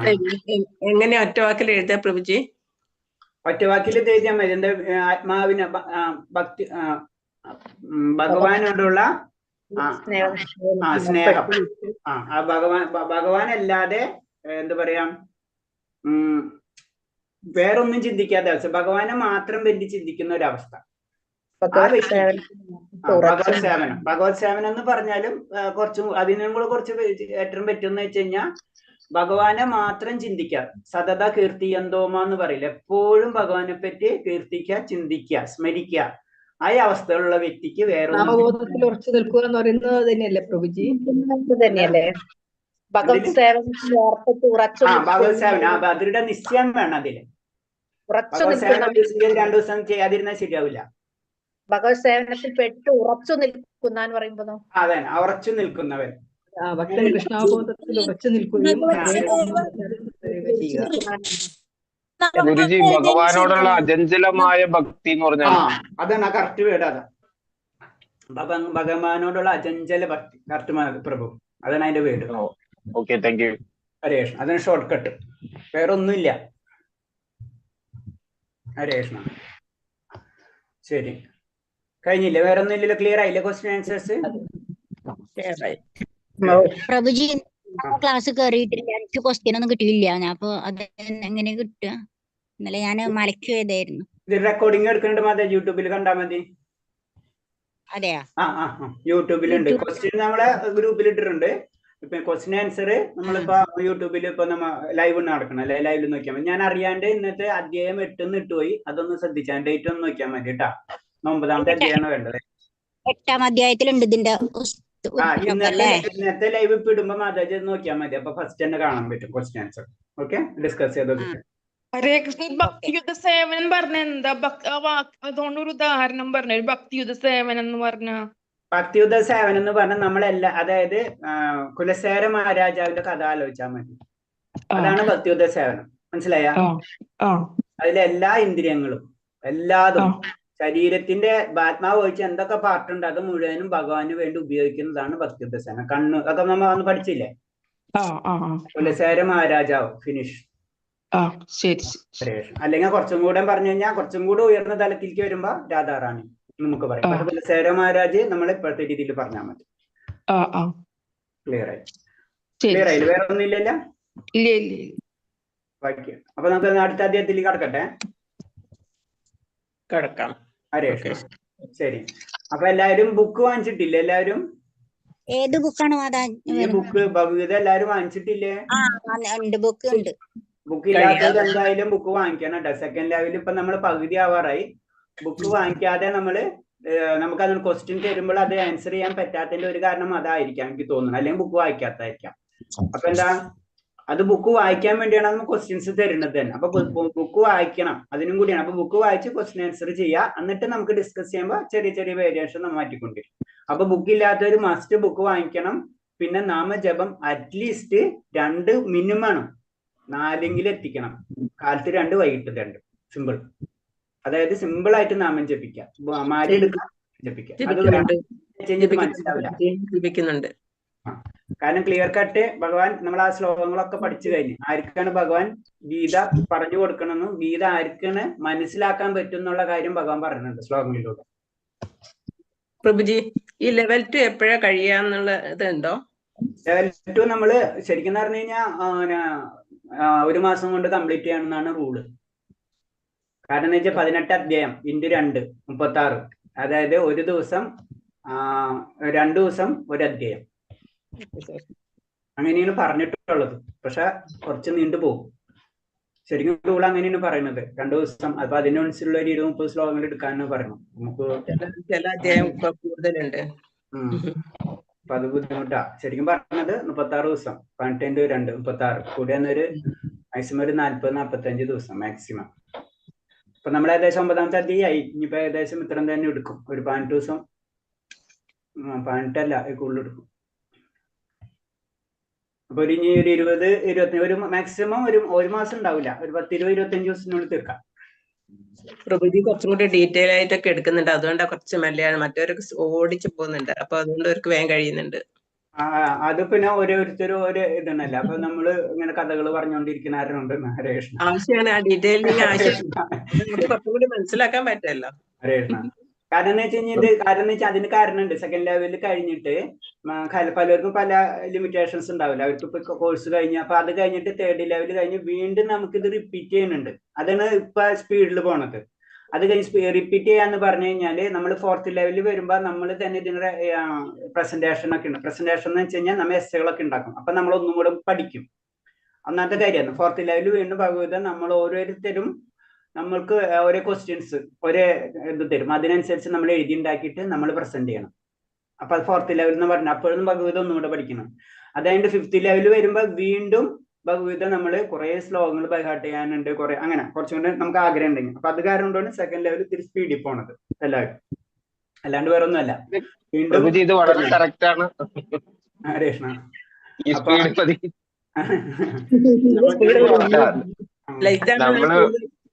നമ്മള് മത്സരമല്ലല്ലോ, ഇത് മനസ്സിലാക്കി പോരുക എന്നുള്ളതാണല്ലോ. അപ്പൊ അത് കാരണം കൊണ്ടാണ് പലരും പിന്നെ ഒരു അമ്പലത്തിൽ നിന്നും പറഞ്ഞിട്ടുണ്ടല്ലോ, അപ്പൊ എല്ലാവരും പലരും പല രീതിയിൽ പോകണമെന്ന് മാത്രമേ ഉള്ളൂ. ഹരേഷ്ണ. അപ്പൊ നമുക്ക് ഇനി 9ലേക്ക് കടക്കാം. ഓം നമോ ഭഗവതേ വാസുദേവായ, നമോ നമോ ഭഗവതേ വാസുദേവായ. ഇന്നത്തെ ദിവസം അറിയാം അല്ലെ? അപ്പൊ ആ അധ്യായം തന്നെ കറക്റ്റായിട്ട് അന്നത്തെ ദിവസത്തിന് വന്നു. കാരണം ഏറ്റവും ഇമ്പോർട്ടന്റ് ആയിട്ടുള്ള ഒരു ദിവസമാണ് നമുക്കറിയാം. സാധാരണ രീതിയിൽ പറഞ്ഞു കഴിഞ്ഞാൽ ഇപ്പൊ നമ്മൾ പഠിച്ചില്ല ഉത്തരായനം, അതേപോലെ തന്നെ അതൊക്കെ നമ്മൾ പഠിച്ചു അല്ലെ, ശുക്ലപക്ഷം ഒക്കെ അറിഞ്ഞു. അപ്പൊ അത്രയും നല്ലൊരു സമയത്ത് തന്നെയാണ് 9ാമത്തെ അധ്യായം എന്ന് പറഞ്ഞു കഴിഞ്ഞാൽ ഭക്തി. പ്രഭുജി എവിടെയാണ് ധ്വജ? എവിടെയാണ് ധ്വജത്തിന്റെ? അയോധ്യയില്. ഓക്കെ ഓക്കെ ശരി. ധ്വജം ഉയർത്തിയ ദിവസമല്ലേ? അയോധ്യയിൽ നമ്മുടെ പ്രൈം മിനിസ്റ്റർ ധ്വജം ഉയർത്തുന്ന ദിവസമാണ്.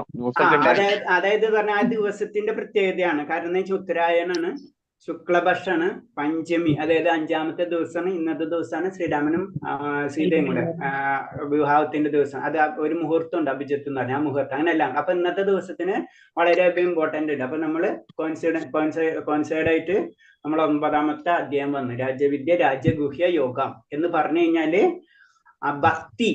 അതാണ് ഈ അധ്യായത്തിന്റെ പ്രത്യേകത. നമുക്ക് 18 അധ്യായം ഉണ്ടെങ്കിലും 9ാമത്തെ അധ്യായം ഏറ്റവും നടുക്കിലാണ്. നമ്മൾ ഭക്തിയോഗം സ്റ്റാർട്ട് ചെയ്ത് 9ൽ വന്ന് നിന്ന്. 9 എന്ന് പറഞ്ഞത് ഏറ്റവും സെന്ററിലേക്ക്. നമുക്കറിയാം ഭക്തി എന്ന് പറയുമ്പോൾ ഏറ്റവും അത് ആർക്കും കിട്ടൂല. ഭഗവാൻ തന്നെ പറഞ്ഞെന്ന് വെച്ച് കഴിഞ്ഞാൽ അത് കൊടുത്തു കഴിഞ്ഞാൽ എന്താണ്, പിന്നെ ഭക്തി ആരെങ്കിലും എന്നോട് ചെയ്തു കഴിഞ്ഞാൽ എനിക്ക് കൊടുക്കാൻ പിന്നെ ഒന്നുമില്ല. ബാക്കി എന്തെങ്കിലുമൊക്കെ ചെയ്ത് എന്തെങ്കിലും കൊടുത്താൽ മതി. അപ്പൊ എന്താണ്, ഒന്നും കൊടുക്കാണ്ടാവുമ്പോ തന്നെ കൊടുക്കേണ്ടി വരും. അതാണ് ഭക്തിയുടെ പ്രത്യേകത. അപ്പൊ ആ അധ്യായമാണ് പഠിക്കുന്നത് ഇതില്. അതിന് രാജവിദ്യ രാജഗുഹ്യ യോഗം എന്ന് പറഞ്ഞത്. അതൊന്ന് രാജവിദ്യ എന്ന് പറയുമ്പോൾ എന്താണ്, കിങ് അല്ലെ, അതായത് രാജാവ്. അത്രയും അത് ഏറ്റവും രാജാവ് എന്ന് പറയുമ്പോൾ തന്നെ ഏറ്റവും വലുത് അല്ലെ. അപ്പൊ ഏറ്റവും വലിയ വിദ്യയാണിത്. പിന്നെ ഗുഹ്യം അതായത് അത്രയും രഹസ്യമാണത്. അതായത് ഈ ഭക്തി ആർക്കും പെട്ടെന്ന് കിട്ടൂല. അത്ര രഹസ്യമായിട്ടാണ് ഭക്തി കൊടുക്കുക. അതിന് ഭക്തി നമുക്ക് കിട്ടാൻ എളുപ്പമല്ല എന്ന് പറഞ്ഞാൽ അത്ര രഹസ്യമാണ്. അതേപോലെ തന്നെ ഇത് ഏറ്റവും വലുതുമാണ്. അതായത് രാജാവിനെ പോലെയുള്ള ഒരു വിദ്യയാണ്. അത് രാജാവിന്റെ അതായത് വിദ്യകളിൽ ഏറ്റവും വലുത് ഇതാണ്. അതേപോലെ തന്നെ രഹസ്യങ്ങളിൽ ഏറ്റവും വലിയ രഹസ്യം ഇതാണ് എന്നാണ് പറഞ്ഞത്. അപ്പൊ രാജവിദ്യ രാജഗുഹ്യ യോഗമാണ് ഈ അധ്യായത്തില് പറയുന്നത്. അതാണ് പറഞ്ഞു കൊടുക്കുന്നത്. അപ്പൊ അതില് ശ്രീ ഭഗവാനുവാച ഇദം തൂ ഗുഹ്യതമം പ്രവിശാമനസൂയവേ ജ്ഞാനം വിജ്ഞാന സഹിതം യജ്ഞോത്തോ മോഷസേ അശുഭാത്. ശ്രീ ഭഗവാൻ പറഞ്ഞു, പ്രിയപ്പെട്ട അർജുന, നീ ഒരിക്കലും എന്നിൽ അസൂയാലുവായിട്ടില്ല. അതിനാൽ അതീവ രഹസ്യമായി ഈ ജ്ഞാനവും വിജ്ഞാനവും നിന്നെ ഗ്രഹിപ്പിക്കാം. ഇതറിഞ്ഞാൽ ഭൗതിക ക്ലേശങ്ങളിൽ നിന്ന് മുക്തനാകാം. വീണ്ടും ഭഗവാൻ പറഞ്ഞു തരണേ.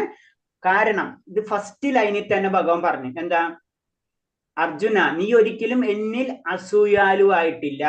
അപ്പൊ സിമ്പിൾ ആണ്, അസൂയാലു ആയി കഴിഞ്ഞാൽ നമുക്ക് ഭക്തി കിട്ടില്ല. അതാണ് അതിന്റെ നമ്മൾ മനസ്സിലാക്കേണ്ട പോയിന്റ്സ്. അതാണ്.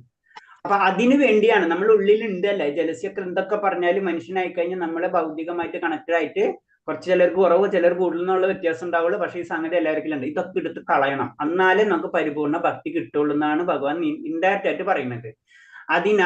അതിനാലാണ് നിൽക്ക് ഈ അതീമ. അപ്പൊ ആ രഹസ്യം ഭക്തി കിട്ടണമെങ്കിലുള്ള നമ്മുടെ യോഗ്യതകളാണ് പറഞ്ഞത്. ഇത്രക്ക് ഉണ്ടായി കഴിഞ്ഞാൽ ഭക്തി നമുക്ക് ഭഗവാൻ തരുള്ളൂ. അതീവ രഹസ്യം ഈ ജ്ഞാനവും വിജ്ഞാനവും എങ്ങനെയാണ്, അറിവും പ്ലസ് അതെങ്ങനെയാണ് ചെയ്യേണ്ടതും. ആ 2 കാര്യം ഞാൻ നിങ്ങൾക്ക് പറഞ്ഞു തരാം. ഇതറിഞ്ഞാൽ ഭൗതിക ക്ലാസ്സിൽ നിന്ന് മുക്തനാകാം. ഇത് ചെയ്തു കഴിഞ്ഞാൽ തീർച്ചയായിട്ടും നീ ഭൗതിക ക്ലാസ്സിൽ ഭൗതിക ലോകത്തിൽ നിനക്ക് തന്നെ തിരിച്ചു പോകാൻ പറ്റും എന്നാ പറയുന്നത്. അപ്പൊ അതിൽ പറഞ്ഞ ഒരു ഭക്തൻ ഭഗവാനെ കുറിച്ച് എത്രയെത്ര കേൾക്കുന്നുവോ അത്രയെത്ര ബോധവാനായിത്തീരും. അപ്പൊ അതിന്റെ പ്രാക്ടിക്കൽ സൈഡ് അല്ലെ, പ്രായോഗികം. അപ്പൊ എന്താ പറയുന്നത്, നമ്മൾ ചെയ്യേണ്ട കാര്യങ്ങൾ എപ്പോഴും എന്താണ്, ഭഗവാനെ പെട്ട് കേട്ടുകൊണ്ടിരിക്കുക. നമുക്ക് സമയം കിട്ടുമ്പോൾ എപ്പോഴും ഭഗവാന്റെ കാര്യങ്ങൾ, കഥകൾ അല്ലെ, അതൊക്കെ നമ്മൾ കേൾക്കാൻ ശ്രമിക്കുക. അതാണ് ഒന്നാമത്തെ കാര്യം. നമ്മളത് എങ്ങനെയാണ് ഭക്തിയിലേക്ക് പുരോഗമിക്കേണ്ട കാര്യങ്ങളാ പറഞ്ഞു തരുന്നത്. പ്രഭാസ്വാമി അതിന് ലൈൻ ബൈ ലൈനായിട്ട് പറഞ്ഞു തരുന്നത്. അപ്പൊ ഒന്ന്, പിന്നെ ഭക്തന്മാരുടെ സംസംഗം, തന്നെ കുറിച്ചുള്ള ശാസ്ത്രം മനസ്സിലാക്കുന്ന ബുദ്ധിശക്തി അവർക്ക് അദ്ദേഹം നൽകുന്നു. പിന്നെന്താണ്, ഭക്തന്മാരായിട്ടുള്ള സംഘം. ഇപ്പൊ നമ്മൾ ജനറലായിട്ട് നമ്മൾ ഇൻഡയറക്റ്റ് ആയിട്ട് ഭക്തസംഘത്തിൽ നിൽക്കണം അല്ലെ. എല്ലാവരും ലക്ഷ്യം എന്താണ്, എല്ലാവരും ലക്ഷ്യം ഭഗവാനെ അറിയാൻ വേണ്ടിയാണ് അല്ലെ. അപ്പൊ എല്ലാവരും ചിന്താഗതി ഒക്കെ ഒരേപോലെ ആയിരിക്കും അല്ലെ. അപ്പൊ എന്താണ്, അറിവ് കൂടുതൽ നമുക്ക് കിട്ടും. അപ്പൊ നമുക്ക് എല്ലാവരും ഒരേ കാര്യമാണ് ആഗ്രഹിക്കുന്നത് വെച്ച് കഴിഞ്ഞാൽ അറിയാണ്ട് തന്നെ നമ്മൾ അപ്പൊ ആ കാര്യം പറയും. അത് യൂണിവേഴ്സൽ ട്രൂത്ത് ആണത്. അപ്പൊ അത് തന്നെ. അപ്പോൾ നമ്മൾ അതിന് നമ്മൾ ആദ്യം നാമം ജപിക്കാൻ പറയുന്നതാണ്. എല്ലാവരും മനസ്സ് ഒരേപോലെ കൊണ്ടുവരാണ് ചെയ്യുന്നത്. അതുപോലെ തന്നെ ഞാൻ ഒരു വീഡിയോ ഓൺ ചെയ്യാൻ പറയുന്നതിന്റെ ഒരു റീസൺ അതൊക്കെയാണ്. അല്ല, എല്ലാവരും ഒരു മൈൻഡ് സെറ്റിൽ നിൽക്കണം. എന്നാലേ നമുക്കത് എല്ലാവരോടും ഒന്നിച്ച് ഒരു കാര്യം ആഗ്രഹിച്ചു കഴിഞ്ഞാൽ അത് ഒരാളല്ല ആഗ്രഹിക്കുന്നത് അല്ലെ, എല്ലാവരും കൂടെ ആഗ്രഹിക്കണം. അപ്പൊ പെട്ടെന്ന് ഭഗവാന് പിന്നെ തരാണ്ടിരിക്കാൻ ഒരു ഓപ്ഷനും ഇല്ല. അതാണ് ചെയ്യുന്നത്. അതിന് സങ്കീർത്തനത്തിനൊക്കെ ഇമ്പോർട്ടൻസ് പറയുന്നത്. കൃഷ്ണനെ പറ്റി അധിക രഹസ്യമായി ജ്ഞാനമുള്ള ഒരാൾ സ്വാഭാവികം ഇന്ദ്രിയത്തിന് അതീതനാകും. അതാണ് ഭഗവാനെ പറ്റിയിട്ടുള്ള ആ അധിക രഹസ്യം കിട്ടിക്കഴിഞ്ഞാൽ അവൻ പിന്നെ ഇന്ദ്രിയത്തിന് അതീതനാണ്. പിന്നെ ഇന്ദ്രിയം എന്നുള്ള സബ്ജക്റ്റ് ഒന്നുമില്ല, അല്ലാണ്ട് എല്ലാ കാര്യങ്ങളും ചെയ്യാൻ പറ്റും. അതുകൊണ്ട് ഈ ലോകത്ത് ജീവിക്കുകയാണെങ്കിൽ അയാൾക്ക് ഭൗതിക ക്ലേശങ്ങൾ ഉണ്ടാവില്ല. അപ്പൊ എന്താണ്, ഈ ലോകത്ത് ചിലപ്പോ നമ്മളെ രീതിയിൽ ആ വ്യക്തിനെ ഇങ്ങനെ കാണാൻ പലരും, പക്ഷെ ആ വ്യക്തി അതിലോണ്ട് ബന്ധമില്ല. ആ വ്യക്തിക്ക് ഇന്ദ്രിയത്തിനൊക്കെ അതീതനായി കഴിഞ്ഞിട്ടുണ്ടാവും. 1-ാം ശ്ലോകത്തിൽ ഈ സവിശേഷതയുണ്ട്, ഇതം ജ്ഞാനം, ഈ അറിവ് എന്നതുകൊണ്ട് ശുദ്ധമായ ഭക്തി സേവനത്തെയാണ് ഉദ്ദേശിക്കുന്നത്. ഈ അറിവ് എന്ന് പറഞ്ഞു കഴിഞ്ഞാൽ ഭക്തിയാണ് അതുകൊണ്ട് ഉദ്ദേശിക്കുന്നതാണ് പറയുന്നത്. പിന്നെ നമുക്ക് ഇതൊന്ന് പറഞ്ഞിട്ടോളാം. ഓക്കെ, രണ്ടാമത്തേക്ക് പോവാം. അടുത്ത ശ്ലോകം, വിദ്യാരാജഗുഹ്യം പവിത്രമിതം ഉത്തമം പ്രത്യക്ഷാവകം ധർമ്മം സുസുഖം കർത്തും അവ്യയം. ഈ ജ്ഞാനം രാജവിദ്യയാണ്, രഹസ്യങ്ങളിൽ വെച്ച് രഹസ്യം, ഏറ്റവും പവിത്രമായതുകൊണ്ട് നേരിട്ട് ആത്മസാക്ഷാത്കാരം നൽകുന്നത് കൊണ്ട് ധർമ്മത്തിന്റെ പരിപൂർണതയാണ്, ശാശ്വതവും സന്തോഷത്തോടും ചെയ്യാവുന്നതാണ്. ഭക്തിയുടെ പ്രത്യേകതകളാണ് പറഞ്ഞത്. ഒന്ന് എന്ന് പറഞ്ഞ ജ്ഞാനം രാജവിദ്യയാണ്, ഇതിനപ്പുറത്തുള്ള ഒരു വിദ്യ ഇല്ല. ഇതാണ് പരിപൂർണ വിദ്യ എന്ന് പറഞ്ഞത്. 2 എന്ന് പറഞ്ഞുമ്പോ രഹസ്യങ്ങളിൽ വെച്ച് രഹസ്യങ്ങളാണെന്ന് പറയുന്നത്. അത്രയും അതിന് പറഞ്ഞ ഈ രഹസ്യം കിട്ടിക്കഴിഞ്ഞാൽ പിന്നെ ആ വ്യക്തി എല്ലാത്തിനും പരിപൂർണമായി കഴിഞ്ഞാ പറയുന്നത്. അതുകൊണ്ട് ഇത് നേരിട്ട് ആത്മസാക്ഷാത്കാരം നൽകുന്നതാണ്. പിന്നെ ഇതെന്ത് സന്തോഷത്തോടെ ചെയ്യാൻ പറ്റും. ഇതിന്റെ പ്രത്യേകത എന്താണ്, ഭക്തിയുടെ പ്രത്യേകത എന്ന് പറഞ്ഞു കഴിഞ്ഞാൽ ഭഗവാന് നമ്മൾ എന്ത് കൊടുക്കുമ്പോൾ നമ്മുടെ ഉള്ളിൽ ആനന്ദം കിട്ടും അല്ലെ. സത്യത്തിൽ ഞാൻ ചോദിക്കുന്നത്, ഞാൻ ജനറൽ ആയിട്ട് അങ്ങോട്ട് ഒരു ചോദ്യം ചോദിക്കുന്നത്, നമ്മ ഭഗവാൻ അതൊക്കെ സമർപ്പിക്കല്ലേ, ഭഗവാൻ ഇതിന്റെ വല്ല ആവശ്യമുണ്ടോ? നമ്മുടെ സന്തോഷത്തിന് വേണ്ടി. അവിടെയാണ് ചോദ്യം അല്ലെ. ഭഗവാൻ ഇതിന്റെ വല്ല ആവശ്യമുണ്ടോ? ഇപ്പൊ പലരും ജനറൽ ആയിട്ട് പബ്ലിക്കായിട്ട് ചോദിക്കുന്നതാണ്, ഭഗവാൻ ഇതിന്റെ ഒന്നും ആവശ്യമില്ല, ഭഗവാന് എല്ലാം തന്നെ. അതൊന്നും പറയും, ഭഗവാൻ എല്ലാം തന്നെ, പിന്നെ എന്തിന് ഇതൊക്കെ ഭഗവാന് കൊടുക്കണം അല്ലെ. അതിന് ഉത്തരം എന്താ നമ്മൾ പറയാം?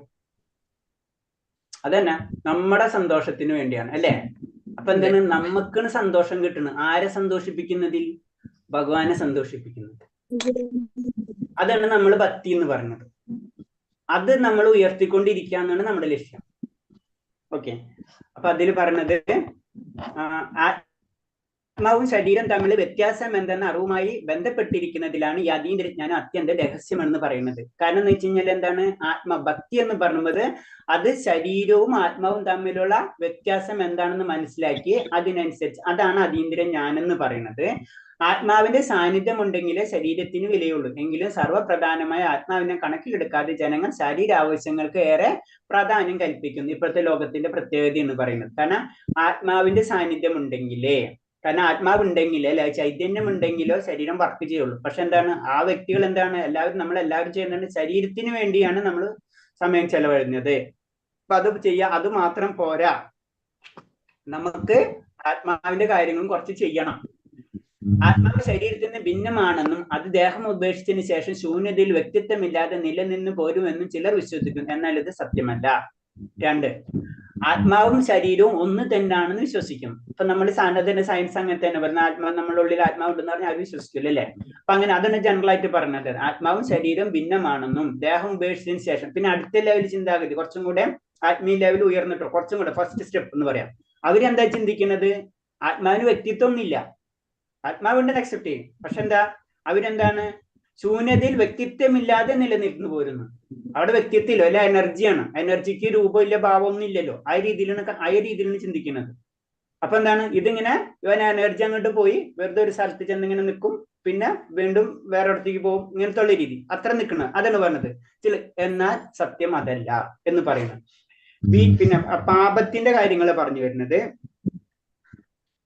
അപ്പൊ ഇങ്ങനെയാണ് ആ കാര്യങ്ങൾ പറയുന്നത്. അപ്പൊ നമ്മള് ഭക്തിയിലേക്ക് ഉയരാനുള്ള ബുദ്ധിമുട്ടുകൾ നമുക്ക് ഉണ്ടായിക്കൊണ്ടിരിക്കുകയാണ്. പലർക്കും എന്തുകൊണ്ടാണ് പലർക്കും പല രീതിയിൽ ഭക്തിയിലേക്ക് ഉയരണം, പലതരം ക്ലേശങ്ങൾ നമ്മൾ അനുഭവിക്കണം. നമ്മൾ വിചാരിച്ചാലും നമുക്ക് ഭക്തിയിലേക്ക് ഉയരാൻ പറ്റില്ല. ചിലർക്ക് ഒട്ടും വരില്ല, ചില ഭാഗത്തിലേക്ക് കടക്കില്ല. ചിലർക്ക് പലതരം ക്ലേശങ്ങൾ ഉണ്ടാവും. ചിലർക്ക് ഭക്തിയിൽ പോയിക്കൊണ്ടിരിക്കുമ്പോഴും ക്ലേശങ്ങൾ ഉണ്ടാവും.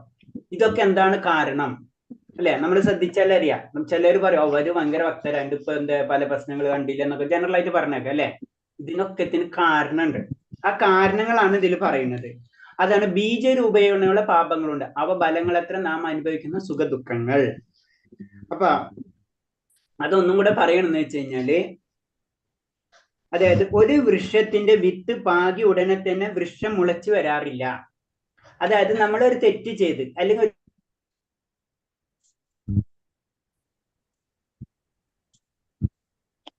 കറണ്ട് പോയി, നെറ്റ് പോയി.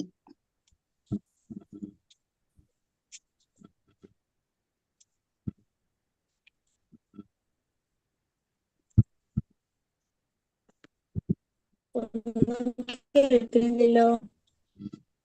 കേൾക്കണില്ലല്ലോ. പ്രഭുജി സ്ട്രക്ക് ആയി പോയി. പ്രഭുജി ഹരേ കൃഷ്ണ. ഹരേ കൃഷ്ണ പ്രഭുജി.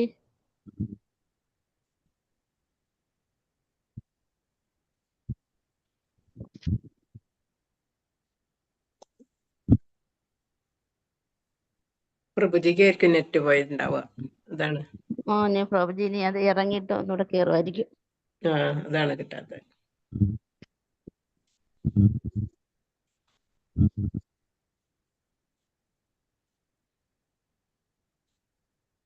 ഹരേ കൃഷ്ണ.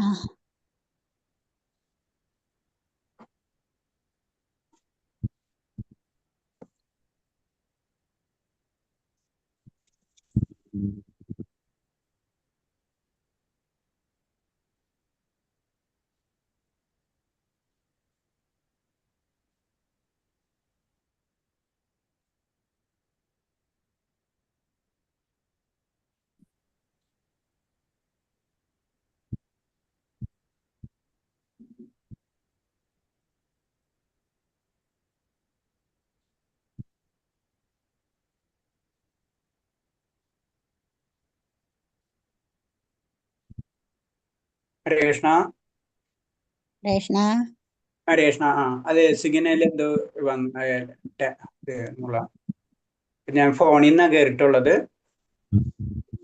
അപ്പൊ അത് കാരണം കൊണ്ട് കുറച്ച് ഡിസ്റ്റർബ്. അതാ പിന്നെ പോയി. ഡിസ്റ്റർബ് ഒന്നും ഉണ്ടായിരുന്നില്ല. അല്ല ഡിസ്റ്റർബ് അല്ല, എന്റെ കട്ടായി പോയി. ഇത് എന്താ പറയാ, വൈഫൈ കട്ടായി എന്റെ. ഫോണിൽ നിന്നാണ് കയറിയിട്ടുള്ളത്. അപ്പൊ ജസ്റ്റ് ഒന്ന് ഇത് നമുക്കൊന്ന് നിർത്തിയിട്ട് ക്ലാസ് സ്റ്റോപ്പ് ചെയ്യാം. അപ്പൊ എനിക്ക് ഇതൊന്നും ചെയ്യാൻ പറ്റില്ല. എന്താ പറയുന്നത്, സ്ലൈഡ് ഷെയർ ചെയ്യാൻ പറ്റില്ല. സ്ലൈഡ് വേണ്ട, കേട്ടാ മതി പ്രഭുജി. അപ്പൊ ജസ്റ്റ് ഞാൻ ഇതൊന്ന് പറഞ്ഞ പോയിന്റ് നമുക്ക് ക്ലോസ് ചെയ്യാം. അപ്പൊ ഇത് പറഞ്ഞെന്ന് വെച്ച് കഴിഞ്ഞാൽ ഒരു വൃക്ഷത്തിന്റെ, അപ്പൊ നമ്മ പറഞ്ഞ പോയിന്റ് എന്ന് വെച്ച് കഴിഞ്ഞാൽ നമുക്ക് എന്തുകൊണ്ടാണ് പല പ്രശ്നങ്ങൾ ജീവിതത്തിൽ, ക്ലേശങ്ങൾ വരാം, ചില പുണ്യകർമ്മങ്ങൾ വരാം അല്ല. നമ്മൾ ഒരിക്കലും നമുക്ക് ദുഃഖം വരാൻ ആഗ്രഹിക്കുന്നില്ല അല്ലെ? ഒരു വ്യക്തിയും ദുഃഖം വരാൻ ആഗ്രഹിക്കുന്നില്ല എപ്പോഴും. പക്ഷെ നമ്മുടെ ജീവിതത്തിൽ എങ്ങനെയായാലും എവിടെയെങ്കിലും ഒക്കെ പ്രശ്നങ്ങൾ, ഇത് എന്തുകൊണ്ടാണ് വരുന്നത്? അതേപോലെ തന്നെ ജനറൽ ആയിട്ട് പറയുമ്പോ ചിലവര് നല്ല ജീവിതമായിട്ട്, നമ്മൾ ജനറൽ ആയിട്ടുള്ള പോയിന്റ്സ് നല്ല രീതിയിൽ ജീവിച്ചുകൊണ്ടിരിക്കുകയായിരിക്കും, പെട്ടെന്നായിരിക്കും താഴ്ച വരാം. ചില സമയത്ത് ചിലവരെ സംബന്ധിച്ച് വളരെ മോശമായിട്ടാണ് ജീവിച്ചുകൊണ്ടിരിക്കും, പെട്ടെന്നായിരിക്കും ഉയർച്ച വരാം. ഇതൊക്കെ എന്താണ് ഇതിന്റെ കാരണങ്ങൾ? ഇതൊക്കെ ഇന്റർ കണക്റ്റഡ് ആണ്. അതാണ് പറഞ്ഞത്. അത് ഒരു ജന്മം കൊണ്ടല്ല, പല ജന്മങ്ങൾ കൊണ്ട് ചെയ്തിട്ടുള്ള കാര്യങ്ങളാണ്. അപ്പൊ നമ്മള് പല ഏത് ലെവലിൽ എടുത്താലും നമ്മൾ ഇപ്പൊ ഇന്ന് കാണുന്നതല്ല, നമ്മളിപ്പോ ട്രെയിനിൽ പോണ പോലെയാണ്. പല സ്ഥലത്ത് പല ട്രെയിനിൽ പല സ്റ്റോപ്പുകളുള്ള പോലെയാണ് നമ്മുടെ ജീവിതം. പല ജന്മങ്ങൾ കൂടെ കയറി ഇറങ്ങി പോയിക്കൊണ്ടിരിക്കുകയാണ്. അപ്പൊ ഇവിടെ വരുന്നതെന്ന് വെച്ച് കഴിഞ്ഞാൽ നമ്മൾ ഏതെങ്കിലും ഒരു ജന്മത്തില് ഒരു വിത്ത് ഭാഗ്യ പോലെ ആയിരിക്കുന്നത്. ഏത് നമ്മള് പാപത്തിന്റെയോ പുണ്യത്തിന്റെയോ ഒരു വിത്ത് പാകി കഴിഞ്ഞാൽ എന്താ സംഭവിക്കുക? അത് അപ്പൊ തന്നെ മുളയ്ക്കില്ല.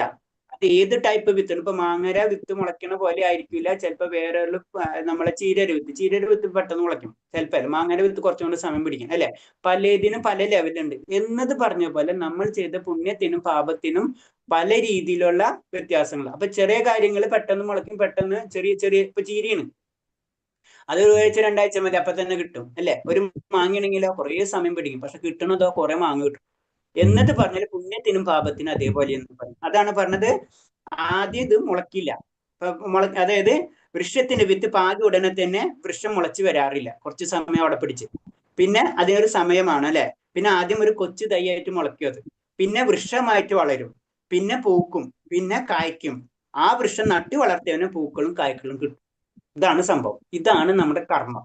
ഇതാണ് നമ്മളെ കർമ്മബലം അനുഭവിക്കുക എന്ന് പറഞ്ഞതിന്റെ സിമ്പിൾ ആയിട്ടുള്ള കാര്യം. അപ്പൊ അത് ഏത് സമയത്ത് കിട്ടണം നമുക്കറിയില്ല. അതാണ് നമ്മളെ പ്രോബ്ലം. അതറിയാനുള്ള ശക്തി നമുക്കില്ല. അതാണ് പറഞ്ഞത്. അങ്ങനെ ഒരാൾ പാപം ചെയ്യുന്ന പാപകർമ്മവും കാലക്രമേണ മാത്രമേ ലഭിക്കുള്ളൂ. അപ്പൊ ഒരു സെക്കൻഡ് കൊണ്ട് നമുക്കിത് ലഭിക്കില്ല. അയാൾ ഇന്ന് പാപം ചെയ്തിട്ടുണ്ടെങ്കിൽ ഇന്ന് ചിലപ്പോൾ വീണ്ടും അദ്ദേഹം വളരെ നന്നായിട്ടായിരിക്കും ജീവിച്ചുകൊണ്ടിരിക്കുക.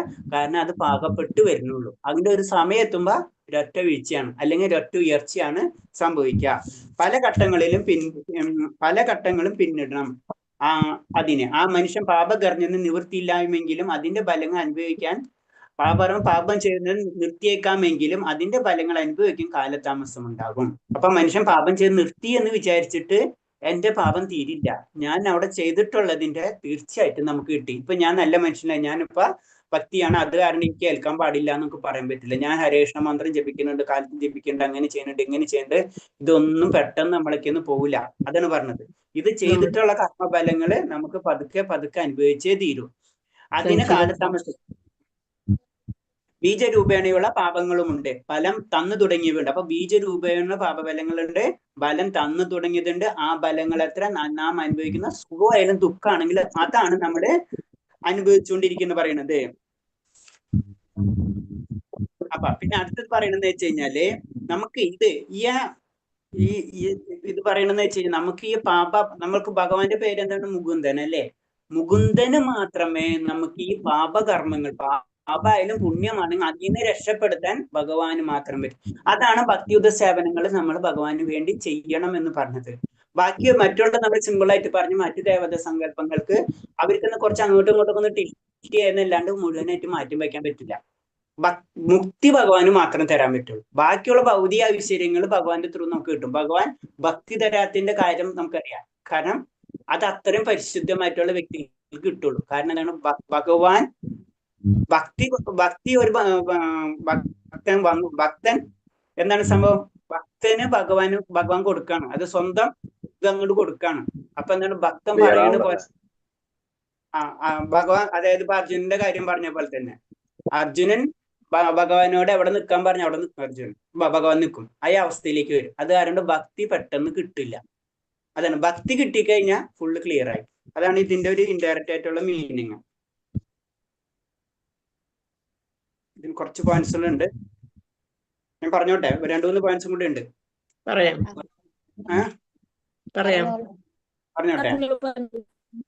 പിന്നെ അടുത്തത് ഇതേപോലെ തന്നെ ഒരു ഉദാഹരണം പറയുകയാണെങ്കിൽ നമുക്ക് എങ്ങനെയാണ് ഭക്തിയിലേക്ക് ഉയരേണ്ടത് നമ്മൾ പറഞ്ഞില്ലേ, സത്സംഗം. അതിന് നാരദന്റെ ഒരു കഥ പറയുന്നുണ്ട്. നാരദന്റെ മുൻജന്മ കഥയാണ് പറഞ്ഞത്. നാരദന്റെ മുൻജന്മത്തിലുള്ള ഒരു കഥ പറഞ്ഞു നാരദൻ.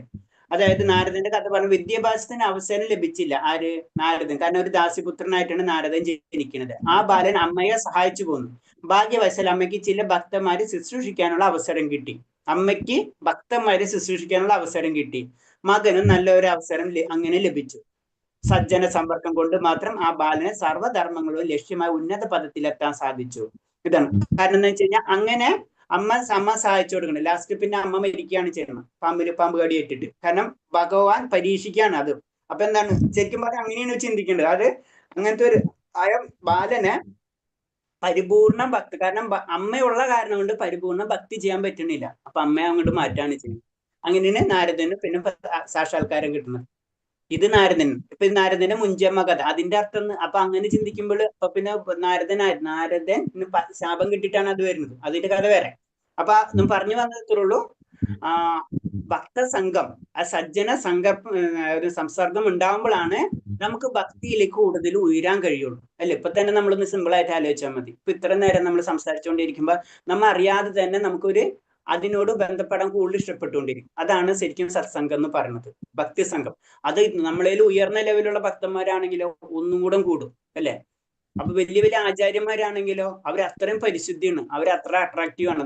നമ്മളെ ഈ മാഗ്നറ്റ് പോലെ അവർ അട്രാക്ട് ചെയ്യും. അതല്ല വലിയ വലിയ ആചാര്യന്മാർക്ക് അത്ര ഫോളോവേഴ്സ് ഉള്ളത്. കാരണം അവർ ശരിക്കും അട്രാക്ഷൻ, അത്ര അവർക്ക് പവർ ഉണ്ടാവും. അപ്പൊ അതാണ് പറഞ്ഞത്. അപ്പൊ അതിലേക്ക് അങ്ങനത്തെ ഉള്ള സംഘത്തിലേക്ക് നമ്മൾ എത്തിപ്പെടാൻ നമ്മൾ ശ്രമിക്കണം എന്ന് പറയുന്നത്. പിന്നെ ഭഗവാൻ പറയണ പിന്നെ അടുത്ത പോയിന്റ്സ് അത് ശ്ലോകത്തിൽ വരുന്നുണ്ട്. അപ്പൊ നമുക്ക് നോക്കാം. ഓക്കെ, ഇത്തരം പറയാം. ഇത്തരം പറഞ്ഞതിൽ ഇപ്പൊ നെറ്റും കട്ടായി പോയി. വേറെ എന്തെങ്കിലും പോയിന്റ്സ് ഉണ്ടെങ്കിൽ ചോദിക്കാം. എന്ന് പറഞ്ഞതിൽ 2 ശ്ലോകം ആയുള്ളൂ. നമുക്ക് നോക്കാം വീട്ടില്.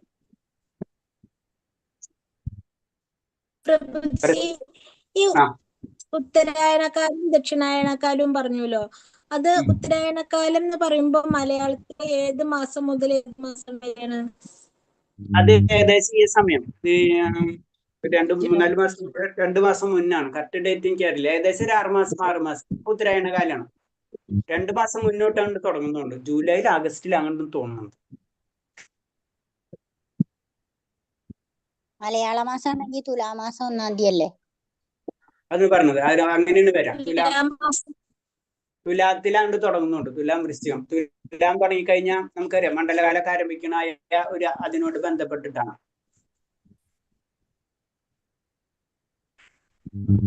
മേടമാസം വരെ അല്ലേ? ഒരു 6 മാസം ഏകദേശം അത്രയും വരെ ആയിരിക്കും. ഓക്കെ, വേറെ എന്തെങ്കിലും?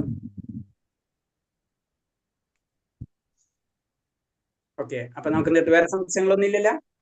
ഗുരുജി ഒരു പറയട്ടെ. അതായത് നമ്മളിപ്പോ ഈ പാപകർമ്മങ്ങളും പുണ്യകർമ്മങ്ങളുടെ കാര്യം പറഞ്ഞ നമ്മള് ഇതിനകത്ത് പറയുകയാണെന്നുണ്ടെങ്കിൽ വിത്ത് ഗുണം അല്ലെ? നമ്മുടെ ആളുകളുടെ എന്താണോ ചെയ്തേക്കണത് അതിന്റെ ഗുണമായിരിക്കും നമുക്ക് പാപ പുണ്യകർമ്മങ്ങളായിട്ട് കിട്ടുക അല്ലെ? അതാണ് ഉദ്ദേശിക്കുന്നത്. അതെ, അതായത് നമ്മളിപ്പോ ഒരു എന്തെങ്കിലും ഒരു കാര്യം തെറ്റായിട്ടുള്ള ഒരു കാര്യം ചെയ്തു, ദൈവം നിന്ദ A to Z നമ്മളൊരു തെറ്റായിട്ട് കാര്യം ചെയ്തിട്ടുണ്ടെങ്കിൽ അപ്പൊ തന്നെ നമുക്ക് അതിന്റെ റിസൾട്ട് കിട്ടില്ല. അതിന് പറഞ്ഞാൽ അത് വിത്തായിട്ട് കെടുക്കും. അത് ഏത് തരത്തിലെ പാപമാണോ ഏത് തരത്തിലെ പുണ്യമാണോ എന്ന് നമുക്കറിയില്ല. അപ്പൊ അതിൻ്റെതായ സമയം പിടിക്കും. അപ്പൊ നമ്മൾ ചീരയുടെ വിത്തും മാങ്ങയുടെ വിത്തും എന്ന് പറഞ്ഞ പോലെ തന്നെ രണ്ടിനും 2 ഔട്ട്പുട്ടാണ്. ചിലത് പെട്ടെന്ന് കിട്ടും, ചിലത് സമയം പിടിക്കും. പക്ഷെ അപ്പൊ തന്നെ കിട്ടൂല. ഇന്ന് ഞാൻ തെറ്റിയത് ഇന്ന് തന്നെ എനിക്ക് അതിന്റെ റിസൾട്ട് കിട്ടില്ല. ഇന്ന് തന്നെ ശരി ചെയ്ത് ഇന്ന് തന്നെ അതിന്റെ ശരി എനിക്ക് റിസൾട്ട് കിട്ടില്ല. അതിന് സമയം പിടിക്കും. അത് ചിലപ്പോൾ ഈ ജന്മത്തിൽ കിട്ടണമെന്നില്ല, ചിലപ്പോൾ അടുത്ത ജന്മത്തിലായിരിക്കാം. അത് നമ്മൾ പല ജന്മങ്ങളിൽ നമ്മൾ അത് സാധാരണ നമ്മൾ ഭൗതികമായിട്ടൊന്ന് ചിന്തിച്ചു പോയി കഴിഞ്ഞാൽ തന്നെ അറിയാം. അത് പല നമ്മളെ തന്നെയും മറ്റുള്ള വ്യക്തികളൊക്കെ ഒന്ന് ശ്രദ്ധിച്ചു പോയി കഴിഞ്ഞാൽ നമുക്കറിയാം. അത് വരുന്നുണ്ട് ഭഗവതിയിൽ വീണ്ടും ഡീറ്റെയിൽ ആയിട്ട് പറഞ്ഞു വരുന്നുണ്ട്. കാരണം നമുക്ക് കിട്ടുന്ന 4 കാര്യങ്ങള് നമ്മളെ കയ്യിലല്ല. കറക്റ്റ് നമ്മളെ വിദ്യാഭ്യാസം, നമ്മുടെ ധനം, നമ്മുടെ കുലം, നമ്മുടെ സൗന്ദര്യം, ഇതൊന്നും നമ്മുടെ കയ്യിലാണ്. നമ്മുടെ പാരന്റ്സും നമ്മൾ ഉദ്ദേശിക്കുന്നതല്ല.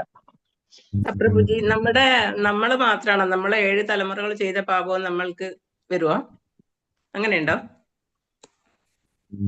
വീണ്ടും പാപം ചെയ്ത് പാപത്തിന് അറിവില്ല അവിടെ ഒരു ഗ്യാരണ്ടി ഇല്ല.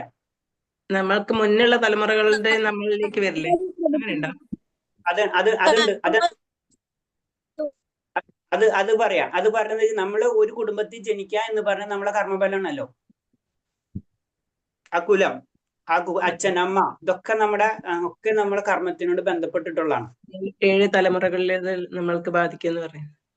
തീർച്ചയായിട്ടും അതൊക്കെ ഇതിലുള്ളതാണ്. കാരണം അതൊക്കെ കണക്റ്റഡ് ഉണ്ട് നമ്മളെ. കാരണം നമ്മള് അങ്ങനത്തുള്ള അപ്പൊ എല്ലാതും ആ കുലം എന്ന് പറഞ്ഞ കാര്യം അത് തന്നെയല്ലേ? അത് ഇപ്പൊ പറഞ്ഞില്ലേ, ഇതൊക്കെ അതിനോട് ബന്ധപ്പെട്ട് വരും. അത് ബാധിക്കും. അതെന്ന് പറഞ്ഞാൽ ഈ 7 തലമുറയെയും ശുദ്ധീകരിക്കാൻ പറ്റുന്നതാണ് ഭക്തിയുത സേവനം എന്നാ പറയുന്നത്. അത് ഭാഗവതത്തിലെ പ്രഹ്ലാദ് മഹാരാജാവിന്റെ കഥ പറയുമ്പോൾ അതിൽ കറക്റ്റായിട്ട് പറഞ്ഞിട്ടുണ്ട്. അതായത് ഇവൻ ആരാണ്, ഒരു അസുരന്മാരായിട്ടും പ്രഹ്ലാദ് മഹാരാജാവ് ഉണ്ടായ കാരണം കൊണ്ട് ആ കുലം മുഴുവൻ ശുദ്ധീകരിച്ചെന്നാ പറയുന്നത്. അത്തരം പവർഫുൾ ആണ് ഒരു ഭക്തൻ നമ്മൾ ഓരോ കുടുംബത്തിൽ വന്നാൽ എന്നാ പറയുന്നത്. അതിന്റെ എഫക്റ്റ് താഴ്ത്തിക്ക് മുകളിലേക്കുള്ള എല്ലാ ജന്മങ്ങൾക്കും ബാധിക്കുന്ന പറയാം.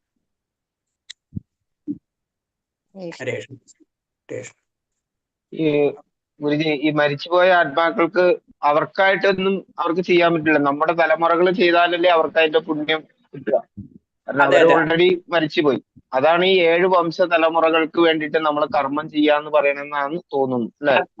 അതാണ് നമ്മൾ ബലി കർമ്മങ്ങളൊക്കെ നമ്മൾ ചെയ്യണതിന്റെ കാരണം. നമ്മൾ അത് ചെയ്യണം. അത് നമ്മൾ ആദ്യത്തെ അധ്യായത്തിൽ തന്നെ നമ്മൾ ടച്ച് ചെയ്ത് പോയിട്ടുണ്ടാവും. കാരണം അതിൽ നമ്മൾ പറയുന്നുണ്ടല്ലോ, ആദ്യത്തെ അധ്യായത്തിൽ തന്നെ അത് ടച്ച് ചെയ്തിട്ടുണ്ട്. കാരണം അർജുനൻ പറയുന്നുണ്ടല്ലോ, അവർക്ക് ആർക്കാണ് പിണ്ടോഗത ക്രിയ ആരിന് ചെയ്യാന്നൊക്കെ ചോദിക്കണില്ല. അപ്പൊ അതിൽ പ്രഭാസ്വാമി അതിന്റെ എക്സ്പ്ലനേഷൻ പറയുന്നുണ്ട്. അത് വന്നിട്ടില്ലല്ലോ പ്രഭുജി. അത് ബുക്ക് വായിക്കണം ഹരേഷ്ണ.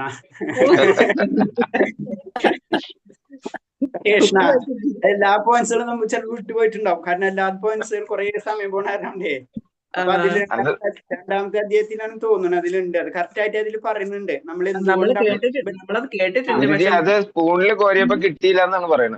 അതെ അതെ, അതില് ഞാൻ വായിക്കാം.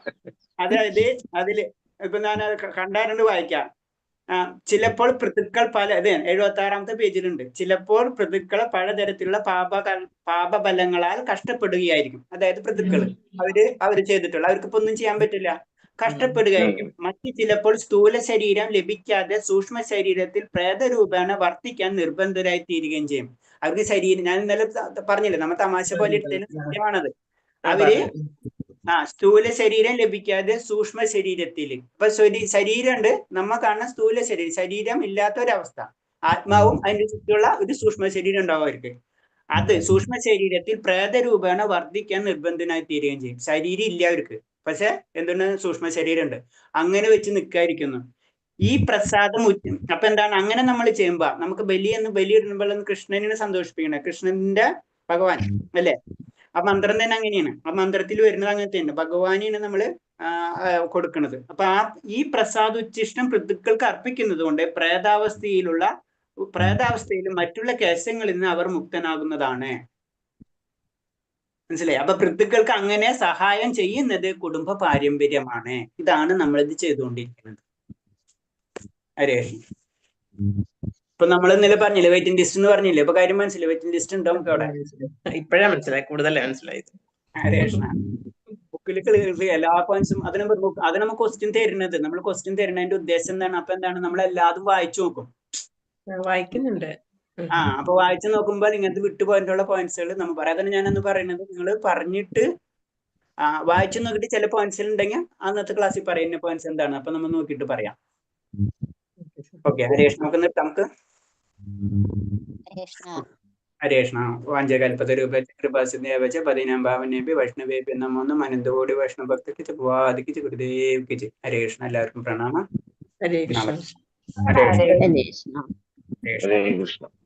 ഹരേഷ്ണ ജപിക്കാം കേട്ടോ. ഹരേഷ്ണ ജപിക്കാം.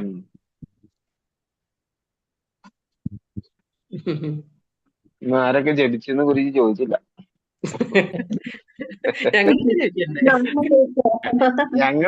ഞാൻ ജപിച്ചിട്ടുണ്ട്. നമുക്ക് വേണ്ടിയല്ലേ, പിന്നെന്താ? നമുക്ക് വേണ്ടിയല്ലേ ഗുരുജി പറയണേ. ഓക്കെ, ഗുരുജി പോയി, അപ്പൊ നമുക്ക് എല്ലാവർക്കും പോവാം. അതെ.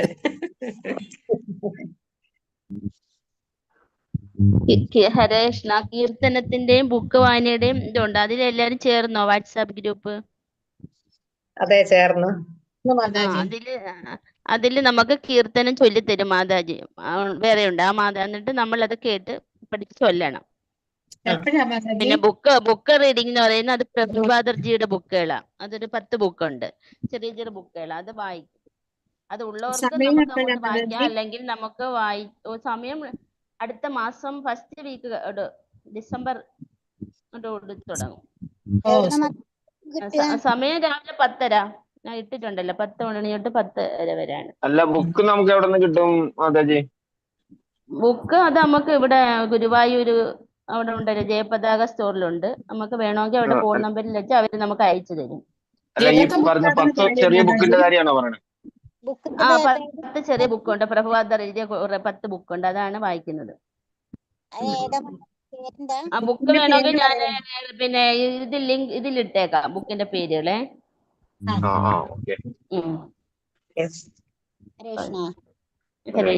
നമുക്ക് എങ്കിൽ ലീവ് ചെയ്യാം. ഹരേ കൃഷ്ണ. ആ നമ്പർ ഇട്ടേക്കാം. അത് ഞാൻ ഇട്ടേക്കാം. അതില് മെസ്സേജ് അയച്ചാൽ മതി. അന്നേരം അവര് ബുക്ക് വീട്ടിൽ അയച്ചു തരും. കുറച്ച് പൈസ ഉള്ളു, 40 രൂപ, 50 രൂപ, 30 രൂപ അങ്ങനെയൊക്കെയുള്ള ചെറിയ റേഞ്ചുള്ള ബുക്ക്.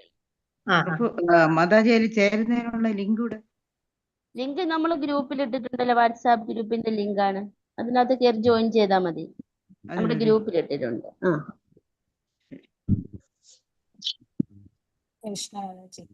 ഹരേ കൃഷ്ണ. എങ്കിൽ ലീവ് ചെയ്യാം.